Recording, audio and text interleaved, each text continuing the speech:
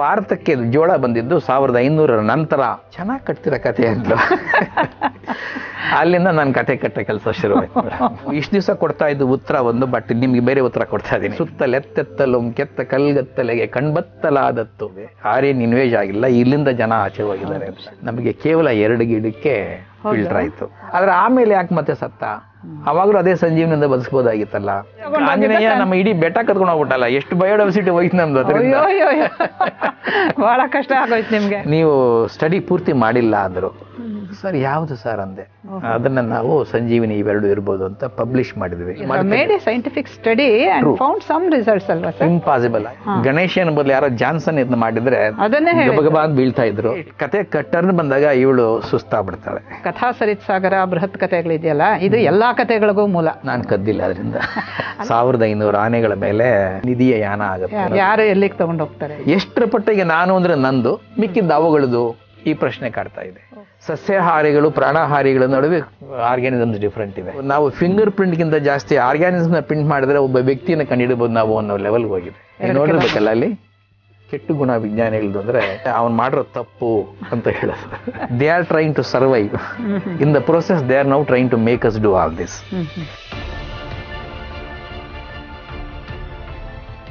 ಈಗ ನಿಮ್ಮ ಕಾದಂಬರಿ ಲೋಕಕ್ಕೆ ಬರೋಣ. ಯಾವಾಗ ಸರ್ ಶುರು ಮಾಡಿದ್ರಿ ನೀವು ಕಾದಂಬರಿ ಬರೆಯೋಕೆ? ಭಾಳ ಲೇಟ್ ಮೇಡಮ್. ಹೌದಾ? ನಾನೇನು ಮುದುಕ ಆಗ್ತಿದ್ದಾನೆ ಅನ್ನೋ ನಾನು ಕಾದಂಬರಿ ಬರೋಕೆ ಶುರು ಮಾಡಿದ್ದು. ಇನ್ನೂ ಆಗಿಲ್ಲ. Look young and energetic sir. ಎಲ್ಲಾಗಿದ್ದೀರಿ? 2005-2006 ಅಂದರೆ 10 years ಬಿಫೋರ್ ಮೈ ರಿಟೈರ್ಮೆಂಟ್. ಅಂದರೆ 52 years ಆಫ್ ಮೈ ಏಜ್ ಅಲ್ಲಿ ನಾನು ಕಾದಂಬರಿ ಬರೆಯೋಕೆ ಶುರು ಮಾಡಿದ್ದು. ಅದು ಮಿಡ್ಲ್ ಏಜ್ ಸರ್, ಮುದುಕ ಅಲ್ಲ. ಓಹ್, ಥ್ಯಾಂಕ್ ಯು. ನೀವು ಸರಿ, technically it is middle age, ಆದ್ರೆ ಒಬ್ಬೊಬ್ಬರಿಗೂ ಒಂದೊಂದ್ ತರ. 80 ವರ್ಷದಲ್ಲೂ ನಾನು ಕಾದಂಬರಿ ಬರಿತೀನಿ ಅಂತಲೂ ನಾನು ಅನ್ಕೊಂಡಿರ್ಲಿಲ್ಲ, ಅಥವಾ ನನಗೆ ಗೊತ್ತಿರ್ಲಿಲ್ಲ. ಇದು ಬಹಳ ಕಡೆ ಹೇಳಿದ್ದೀನಿ ನಾನು, ರಿಪೀಟ್ ಆಗ್ಬೋದು. But because you asked I may have to now repeat again. ಹೇಳಿ ಸರ್. ಮೇಡಮ್, ಇದಕ್ಕೆ ಕಾರಣ ನನ್ನ ಹೆಂಡತಿ. ನನ್ನ ಹೆಂಡತಿ is very much interested in history. ಅವಳು ವೆಟರ್ನರಿ ಪ್ರೊಫೆಸರು. ಹೌದಾ? ಆದರೂ ಅವಳಿಗೆ ಹಿಸ್ಟ್ರಿ ಅಂದರೆ ಭಾಳ ಖುಷಿ. ಅವಳು ಏನು ಸರ್ ಅವ್ರ ಹೆಸರು? ವೀಣಾ ಅಂತ. ಊರಿನವರ, ನಿಮ್ಮೂರ ಕಡೆನವರ? ಇಲ್ಲ, ಅವಳು ಕುಣಿಗಲ್ ಮೇಡಮ್. ಕುಣಿಗಲ್ಲು. ನಮ್ಮ ಕಾಲೇಜಲ್ಲಿ ನಾವು ಓದ್ತಿರ್ಬೇಕಾದ್ರೆ ಇಬ್ಬರು ಪರಿಚಯ ಆಯಿತು. ನಾನು ಅವಳಿಗೆ ಬಲೆ ಹಾಕಿದ್ನೋ, ಅವಳು ನಾನು ಬಲೆ ಹಾಕಿದ್ಲ ಗೊತ್ತಿಲ್ಲ. ಒಟ್ಟಿನಲ್ಲಿ ಇಬ್ಬರು ಮದುವೆ ಆದ್ವಿ. ಈಗ ಕಳಚ್ಕೊಂಡ್ಬಿಟ್ರಲ್ಲ ಸರ್, ಬೇಜಾರಾಗುತ್ತೆ ಹೇಳೋದು ಕೇಳಿದ್ರೆ. ಸೊ ಅವಳಿಗೆ ಹಿಸ್ಟ್ರಿ ಅಂದರೆ ಇಷ್ಟ ಮುಂಚೆಯಿಂದ. ನಮ್ಮ ಫ್ರೆಂಡ್ ಉಮಾಶಂಕರ್ ಅಂತ ಹೇಳಿದ್ದೆ ಮೇಡಮ್. ನಾನು ಅವಳು ಉಮಾಶಂಕರು ಭಾಳ ಕಡೆಗೆ ಹೋಗ್ತಾ ಇದ್ವಿ. ಅವಳಿಗೆ ಹಿಸ್ಟ್ರಿ ಎಷ್ಟಿಷ್ಟ ಅಂದರೆ ಅವಳು 1-2 ಹಿಸ್ಟ್ರಿ ಪೇಪರ್ಸ್ನು ಕೂಡ ಪ್ರೆಸೆಂಟ್ ಮಾಡಿದಾಳೆ ಈ ಆರ್ಕಿಯಾಲಜಿ ಹಿಸ್ಟ್ರಿ ಡಿಪಾರ್ಟ್ಮೆಂಟ್ಗಳಲ್ಲಿ. ಹೌದಾ? ಉದಾಹರಣೆಗೆ ಬೀಯಿಂಗ್ ಎ ವೆಟರ್ನರಿಯನ್ 1980ರ ದಶಕದಲ್ಲೇ, ಅದರ 80ರ ದಶಕ ಅಂತ ಕಾಣ್ಬೋದು, 83-84 ಇರಬೇಕು. ಅವಳ ಕುಣಿಗಲ್ ಹತ್ರ ಒಂದು ಬೌದ್ಧ ವಿಗ್ರಹನ ಅವಳು ನೋಡಿ ಅದನ್ನು ತಂದು ಹಿಸ್ಟಾರಿಯನ್ಸ್ಗೆಲ್ಲ ತೋರಿಸಿ, ಆವಾಗ ನಂಬ್ತಿರ್ಲಿಲ್ಲ. ಯಾಕೆಂದರೆ ಬುದ್ಧಿಸಮ್ ಬರೋದಕ್ಕೆ ಕರ್ನಾಟಕಕ್ಕೆ ಬರಲಿಲ್ಲ ಅಂದ್ಕೊಂಡ್ಬಿಟ್ಟಿದ್ರು. ಜೈನಿಸಮ್ ಬಂತು, ಬುದ್ಧಿಸಮ್ ಬಂದಿಲ್ಲ ಅಂತ ಆವಾಗ ಒಂದು ನಂಬಿಕೆ ಇತ್ತು. ನನಗಿನ್ನೂ ಚೆನ್ನಾಗಿ ಜ್ಞಾಪಕ ಇದೆ. ಕೃಷ್ಣಮೂರ್ತಿ ಅಂತವರು ಇಲ್ಲ, ಬುದ್ಧಿಸಮ್ ಬರಲಿಲ್ಲ ಅಂತ ಹೇಳ್ತಿದ್ರು. ಆದರೆ ಸನ್ನತಿ ಅಲ್ಲೆಲ್ಲ ಆಮೇಲೆ ಈಗ ಸಿಕ್ಕಿದೆ. ಅಲ್ಲ, ಅಶೋಕನ ಶಾಸನಗಳು ಸಿಕ್ಕಿದ್ವು. ಆದರೆ ಅವನ ಬುದ್ಧಿಸಮ್ ಆಸ್ ಸಚ್ ಬಂದಿತ್ತ ಅಂತ ಅದು ಡೌಟ್ಸ್ ಇತ್ತು. ಬಟ್ ಆವಾಗ ಆ ಟೈಮಲ್ಲಿ ಇವಳು ಈ ಪೇಪರ್ ಪ್ರೆಸೆಂಟ್ ಮಾಡಿ ಇದೆ ಅಂತ ಹೇಳಿದ್ಲು. ಅದೇ ರೀತಿ ಟಿಪ್ಪು ಕಾಲದ ಕೆಲವು ಜಿಂಕ್ ಸ್ಮೆಲ್ಟ್ಸ್ನೆಲ್ಲ ಎಲ್ಲೋ ತುಮಕೂರು ಹತ್ರ ಕಂಡಿಡಿದು ಅದನ್ನು ಒಂದು ಪೇಪರ್ ಮಾಡಿದ್ಲು. ಹೀಗೆ ಅವಳಿಗೆ ಹಿಸ್ಟ್ರಿನಲ್ಲಿ ಭಾಳ ಇಷ್ಟ ಇತ್ತು. ಅದೇ ಇಂಟ್ರೆಸ್ಟಲ್ಲಿ ಅವಳು ಒಂದು ಸಣ್ಣ ವರ್ಕ್ ಮಾಡಿ ಕರೆಂಟ್ ಸೈನ್ಸ್ ಅಂತ ನಮ್ಮ ಸೈನ್ಸ್ ಮ್ಯಾಗಝೈನಲ್ಲಿ ಒಂದು ಪೇಪರ್ ಪಬ್ಲಿಷ್ ಮಾಡಿದ್ಲು. ಅದು ಏನು ಅಂತ ಹಿನ್ನೆಲೆ ಹೇಳ್ಬಿಡ್ತೀನಿ ಮೇಡಮ್. ಒರೆಗಾನ್ ಅಂತ ಒಬ್ಬ ಪ್ರೊಫೆಸರ್, ಒರೆಗಾನ್ ಯೂನಿವರ್ಸಿಟಿ ಅಂತ ಒಬ್ಬ ಪ್ರೊಫೆಸರ್ ಬಂದು, ಜೊಹಾನ್ಸನ್ ಅಂತ, ಸೋಮನಾಥಪುರದಲ್ಲಿ ಹೊರಗಡೆ ಗೋಡೆಯಲ್ಲಿ ಆ ವಿಗ್ರಹಗಳಲ್ಲಿ ಕೈಯಲ್ಲಿ ಒಂದು ಕೆತ್ತನೆ ಇದೆ. ಆ ಕೆತ್ತನೆನ ಅವನು ಮುಸ್ಕಿನ ಜೋಳ ಅಂತ ಹೇಳಿದ್ದ. ಯಾರೋ ಒರೆಗಾನ್ ಯೂನಿವರ್ಸಿಟಿಯಿಂದ ಬಂದ ಜೊಹಾನ್ಸನ್ ಅಂತ. ಅದು ಒಂದು ವಿಜ್ಞಾನ ಪತ್ರಿಕೆ ಇದೆ, ನೇಚರ್ ಅಂತ. ಅದರಲ್ಲಿ ಬಹಳ ಕವರ್ ಪೇಜ್ ಆಗಿ ಬಂತದ್ದು, ಬಹಳ ಪ್ರಾಮುಖ್ಯವಾಗಿ. ಕಾರಣ ಇದೆ ಅದಕ್ಕೆ. ಏನಂದರೆ, ಸೋಮನಾಥಪುರ ದೇವಾಲಯ ಕಟ್ಟಿದ್ದು ಕ್ರಿಸ್ತ ಶಕ 1260 ಅಥವಾ 230 ಕಾಲದಲ್ಲಿ. ಮೇಯ್ಸು ಅದು ವಿಕಾಸ ಹೊಂದಿರೋದು ಮೆಕ್ಸಿಕೋದಲ್ಲಿ. ಅಮೇರಿಕಾ ಭಾರತದ ಕಾಂಟ್ಯಾಕ್ಟ್ ಬಂದಿದ್ದು ಕೊಲಂಬಸ್ ಅಲ್ಲಿ ಹೋದ್ಮೇಲೆ, ಆಮೇಲೆ ಮಾತ್ರ ಮೇಜ್ ಈ ಕಡೆ ಬಂದಿದ್ದು. ಕೊಲಂಬಸ್ ಅಲ್ಲಿ ಹೋಗಿದ್ದು ಕ್ರಿಸ್ತಶಕ 1500 ಅಂದರೆ ಭಾರತಕ್ಕೆ ಜೋಳ ಬಂದಿದ್ದು 1500 ನಂತರ ಅಂತ ನಂಬಿಕೆ. ಆದರೆ ಈ ಪ್ರೊಫೆಸರ್ ಬಂದಿಲ್ಲಿ 1260 ಮೇಜ್ ಇಲ್ಲಿದೆ ಅಂದರೆ ಭಾರತದವರಿಗೆ ಮೇಜ್ ಮುಂಚೆನೇ ಗೊತ್ತಿತ್ತು. ಇಲ್ಲಿ 2 ಸಾಧ್ಯತೆ. ಒಂದು, ಕೊಲಂಬಸ್ಗಿಂತಲೂ ಮುಂಚೆ ಯಾರೋ ಭಾರತದವನು ನಿಮ್ಮ ಮುತ್ತಾತನೋ ನಮ್ಮ ಮುತ್ತಾತನೋ ಮೆಕ್ಸಿಕೋ ಹೋಗಿ ಮೇಜ್ ತಂದಿರ್ಬೋದು ಅಂತ, ಅಥವಾ ಅವನು ಹೇಳ್ತಾವ್ರ ಸುಳ್ಳು ಅಂತ, ಯಾರು ಜಾನ್ಸನ್ ಹೇಳ್ತಾರ ತಪ್ಪು ಅಂತ. ಇದನ್ನ ಟೆಸ್ಟ್ ಮಾಡೋದು ಹೇಗೆ? ಅವಳೇನು ಮಾಡಿದ್ಲು, ಸೋಮನಾಥ್ಪುರಕ್ಕೆ ಹೋಗಿ ಅಲ್ಲಿರೋ ಮುಸ್ಕಿನ ಜೋಳದ ಎಲ್ಲ ತೆನೆಗಳನ್ನ ಮೆಜರ್ ಮಾಡಿ ಅವೆಲ್ಲವನ್ನು 120 ತೆನೆಗಳಿದ್ದಾವೆ ಆ ರೀತಿ. ಆ 120 ವೈವಿಧ್ಯತೆ ನೋಡಿ, ಇದು ಮುಸ್ಕಿನ ಜೋಳದ ವೈವಿಧ್ಯತೆ ಒಳಗೆ ಸೇರುತ್ತಾ ಅಂತ ನೋಡಿ ಅದರ ಮೂಲಕ ಅವಳು ಏನೇನೋ ಪ್ರಪೋಸ್ ಮಾಡಿದ್ಲು. ಇದು ಇಷ್ಟು ಮುಸ್ಕಿನ ಜೋಳ ಇರೋದು ಅನುಮಾನ. ಇದು ಉತ್ತರ ಭಾರತದಿಂದ ಜೈನರು ಅಲ್ಲಿಂದ ಈ ಕಡೆ ಬಂದಾಗ ಈ ಕಲ್ಪವೃಕ್ಷ ಅನ್ನೋ ಒಂದು ಕೆತ್ತನೆನ ಬರ್ತಾ ಬರ್ತಾ ಬರ್ತಾ ಅದು ಏನೋ ಸಣ್ಣದಾಗಿದ್ದು ಉದ್ದುದ್ದ ಬೆಳೀತಾ ಬೆಳೀತಾ ಬೆಳೀತಾ ಮೇಯ್ಸ್ ಥರ ಆಗಿದೆ. It's only coincidental that it is maize ಅಂತ ಕಲೆಯಲ್ಲಿದೆ ಕಲ್ಪವೃಕ್ಷದ. ರೈಟ್ ಅದನ್ನು ಅವಳು ಅಲ್ಲಿ ಪಬ್ಲಿಷ್ ಮಾಡಿದ್ಲು. ಅದಾದಮೇಲೆ ಒಂದು ತಿಂಗಳಿಗೋ 2 ತಿಂಗಳಿಗೋ ಅದು ಪೇಪರ್ಲೆಲ್ಲ ಬಂತು, ಪಬ್ಲಿಷ್ ಮಾಡಿ. ಸಂಶೋಧನಾ ಪ್ರವೃತ್ತಿ ಅವರಿಗೆ ಅದು ಒಂದು ಲೆಟರ್ ಬಂತು ಅವಳಿಗೆ, ಬೆದರಿಕೆ ಪತ್ರ. ಇದು ಜೈನ ಕಲ್ಪವೃಕ್ಷ, ಜೈನ ಐಕಾನ್, ಇದು ನಿಮಗೆ ಯಾವ ಹಕ್ಕಿದೆ ಇದ್ರ ಮೇಲೆಲ್ಲ ಸಂಶೋಧನೆ ಮಾಡೋಕ್ಕೆ, ಇವನ್ನೆಲ್ಲ ಮಾಡಬೇಡಿ, ಮಾಡಿದ್ರೆ ನಿಮ್ಗೆ ತೊಂದರೆ ಆಗುತ್ತೆ ಅಂತ. ಆ್ಯಕ್ಚುಲಿಗೆ ಆ ಲೆಟರ್ ಬರೆದಿದ್ದು ಒಂಥರ ಭಾಳ ಇಮ್ಮೆಚ್ಯೂರ್ ಆಗಿತ್ತು, ಯಾರೋ ಒಬ್ಬ ಬರ್ದಂಗೆ ಇತ್ತು. ಸೊ ನಾವು ಅದನ್ನು ಪಕ್ಕಿಟ್ಬಿಟ್ವಿ, ಏನು ಯೋಚನೆ ಮಾಡಿರಲಿಲ್ಲ. ಆದರೆ ಅದಾದ ಒಂದು 6 ಮಂತ್ಸ್ಗೆ ಅವಳು UK ಹೋದ್ಲು ಮೇಡಮ್, ಎಡಿನ್ಬರ್ಗ್ ಹೋದ್ಲು. ಅವಳ ಅನಿಮಲ್ ಬಿಹೇವಿಯರ್ ಮೇಲೆ ಏನೋ MSc ಮಾಡೋಕ್ಕೆ ಅಂತ ಒಂದು ಇನ್ವಿಟೇಷನ್ ಬಂದಿತ್ತು. ಅವಳು MSc ಆಗಿದ್ರು ಕೂಡ ಫೆಲೋಶಿಪ್ ಸಿಕ್ತು ಅಂತ ಅಲ್ಲಿ ಹೋದ್ಲು. ಹೋಗ್ಬೇಕಾದ್ರೆ 1.5 ವರ್ಷದ ಮಗುನ ಇಲ್ಲಿ ಹಿಂದ್ಗಡೆ ಬಿಟ್ಟು ಹೋದ್ಲು. ಸೊ ಅಲ್ಲೋಗಿದ್ದಾಳೆ, ಒಂದು 6 ತಿಂಗಳಾಗಿದೆ. ಅವಾಗ ಏನು ಅಲ್ಲಿ ಫೋನ್ಗಳಿರಲಿಲ್ಲ. ಅವಾಗ ಟಾಕಿಂಗ್ ಅಬೌಟ್ 1991 ಮೇಡಮ್. ಫೋನ್ಗಳಿರಲಿಲ್ಲ, ಇಮೇಲ್ಗಳಿರಲಿಲ್ಲ, ಫ್ಯಾಕ್ಸ್ ಮಾತ್ರ ಯಾವಾಗಲೂ ಒಂದು ಸಲ. ಇಲ್ಲಿ ನಾನು ಒಂದು ಸಲ ಫೋನ್ ತೊಗೊಂಡಲ್ಲೋ ವೀಣಾ ಅಂತಂದರೆ ಅಷ್ಟೊತ್ತಿಗೆ 500 ರೂಪಾಯಿ ಮಾತಾಡೋಕ್ಕಾಗ್ತಿರ್ಲಿಲ್ಲ. ಇದ್ದಕ್ಕಿದ್ದಂಗೆ ನಮ್ಮ VCಗೆ ಒಂದು ಫ್ಯಾಕ್ಸ್ ಬಂತು, ಈ ಥರ ವೀಣಾ ಹಾಸ್ಪಿಟ್ಲಲ್ಲಿದ್ದಾಳೆ, ಗಣೇಶ ತಕ್ಷಣ ಬರಬೇಕು ಅಂತ. ಏನು ಆಸ್ಪತ್ರೆ ಏನೂ ಗೊತ್ತಾಗಿಲ್ಲ ನನಗೆ. ತಕ್ಷಣ ಏನೋ ವೀಸಾ ತೊಗೊಂಡು ಹೊರಟೆ. ದಾರಿಲಿ ಹೋಗ್ಬೇಕಾದ್ರೆ ನನಗೆ ಒಂದು ಪ್ರಶ್ನೆ ಶುರುವಾಯಿತು, ಏನಾಗಿರ್ಬೋದು ಇವಳಿಗೆ ಅಂತ. ಈ ಲೆಟ್ರ್ ಜ್ಞಾಪಕ ಬಂತು ನನಗೆ, ಯಾರೋ ಬೆದರಿಕೆ ಬರ್ತಿದ್ದು. ಅವಳಿಗೇನಾದರೂ ಅಲ್ಲಿ ಏನೋ ಎದುರಿಸಿರ್ಬೋದಾ, ಏನಾದರೂ ಆಗಿರ್ಬೋದು ಅಂತ ಯೋಚನೆ ಮಾಡ್ತಾ ಮಾಡ್ತಾ ಹಿಂಗಾಗಿರ್ಬೋದು ಹಂಗಾಗಿರ್ಬೋದು ಅಂತ ಏನೋ ಒಂದು ತಲೆಯಲ್ಲಿ ಒಂದು ಏನೋ ಒಂದು ಕಲ್ಪನೆ ಬಂದು ಒಂದು ರೀತಿಯ ಕತೆ ಬೆಳೀತು. ಅಲ್ಲೋಗಿ ನೋಡ್ತೀನಿ, ಆಸ್ಪತ್ರೆಯಲ್ಲಿ ಒಂದು ಬೆಡ್ ಮೇಲೆ ಮಲಗಿದ್ದವಳು. ಹೋದ ತಕ್ಷಣ ಎದ್ದು ಬಂದು ತಪ್ಕೊಂಡು ನನ್ನ ಹ್ಯಾಬ್ಲಿಸ್ ಅಂತ ಕರಿತಾ ಇದ್ಲು. ನಾನು ಕರ್ಕೊಂಡು ಹೋಗ್ಬಿಡಿ, ನಂಗೆ ಇಲ್ಲಿ ಸಾಕಾಗಿದೆ, ನಾನು ಪುಣ್ಯ ನೋಡಬೇಕು ಅಂತಂದ್ಲು. ಏನು ವೀಣಾ ಅಂತಂದರೆ ಏನಿಲ್ಲ, ಸ್ವಲ್ಪ ನನಗೆ ಡಿಪ್ರೆಸ್ ಆಗಿದೆ ಅಂತ ಅವ್ರು ಹೇಳ್ತಾರೆ, ನನಗೆ ಗೊತ್ತಿಲ್ಲ, ನಾನು ಪುಣ್ಯ ಮೇಲೆ ಜಾಸ್ತಿ ಮಾತಾಡ್ತಾ ಇದ್ದೆ, ಅದನ್ನೇ ಅವ್ರು ಡಿಪ್ರೆಸ್ ಅಂತ ಅಂದ್ಕೊಂಡು ಇಲ್ಲಿ ಹಾಕ್ಬಿಟ್ರು. ನಾನು ದಯವಿಟ್ಟು ನನಗೆ ಬೇಡಪ್ಪ, ಯಾವ ಹುಡುಗಿರು ಬೇಡ ಕರ್ಕೊಂಡು ಹೋಗಿ. ನನಗೆ ಖುಷಿ ಆಗೋದು, ಇವಳು ಏನೂ ಆಗಿಲ್ವಲ್ಲ ಅಂತ. ಆ ಖುಷಿನಲ್ಲಿ ವಾಪಸ್ ಬರ್ತಾ ಇರ್ಬೇಕಾದ್ರೆ ಅವಳಿಗೆ ಈ ಕತೆ ಹೇಳ್ಕೊಂಡು ಬಂದೆ. ಇನ್ನೇನು ಮೇಡಮ್, ಖುಷಿ ಆಗುತ್ತಲ್ಲ, ಹಿಂಗೆಲ್ಲ ಯೋಚನೆ ಮಾಡಿದೆ ಕಣ ನಾನು ಅಂತ. ಚಿಕ್ಕ ಮಗನ ಬಿಟ್ಟು ಹೋಗಿದ್ದೆ, ಮಗಳನ್ನ ಬಿಟ್ಟು ಹೋಗಿದ್ದೆ ಅವಳಿಗೆ. ಸೊ ವಾಪಸ್ ಬರಬೇಕಾದ್ರೆ ನಾನು ಅವಳಿಗೆ ಈ ಕತೆ ಹೇಳ್ತಾ ಬಂದೆ, ಹಿಂಗೆಲ್ಲ ಯೋಚನೆ ಮಾಡಿದ್ದೆ ಕಣ, ಅವನು ಹಿಂಗಾಗಿರ್ಬೋದು ಅಂತ. ಅವಳು ಏರೋಪ್ನಲ್ಲಿ ಕೂತ್ಕೊಂಡು ಚೆನ್ನಾಗಿ ಕಟ್ತಿರೋ ಕತೆ ಅಂದ್ಲು. ಅಲ್ಲಿಂದ ನನ್ನ ಕತೆ ಕಟ್ಟ ಕೆಲಸ ಶುರುವಾಯ್ತು. ಆದರೆ ಅಲ್ಲಿಂದ ನನಗೆ ಅದು ಏನೋ ಕತೆ ಬೆಳೀತಾ 1991 ಆಗಿದ್ದು. ಸುಮಾರು ಮುಂದಿನ 15 ವರ್ಷಗಳ ಕಾಲ ತಲೆಯಲ್ಲಿ ಬೆಳೀತಾ ಇತ್ತು ಅದು ಕತೆ. ಅಂದರೆ ಬೆಳೆದಿತ್ತು, ಹಂಗೆ ಉಳಿದಿತ್ತು, ಬರೆಯೋಕೆ ಹೋಗಿಲ್ಲ ನಾನು, ನಂಗೆ ಧೈರ್ಯ ಇರಲಿಲ್ವಲ್ಲ.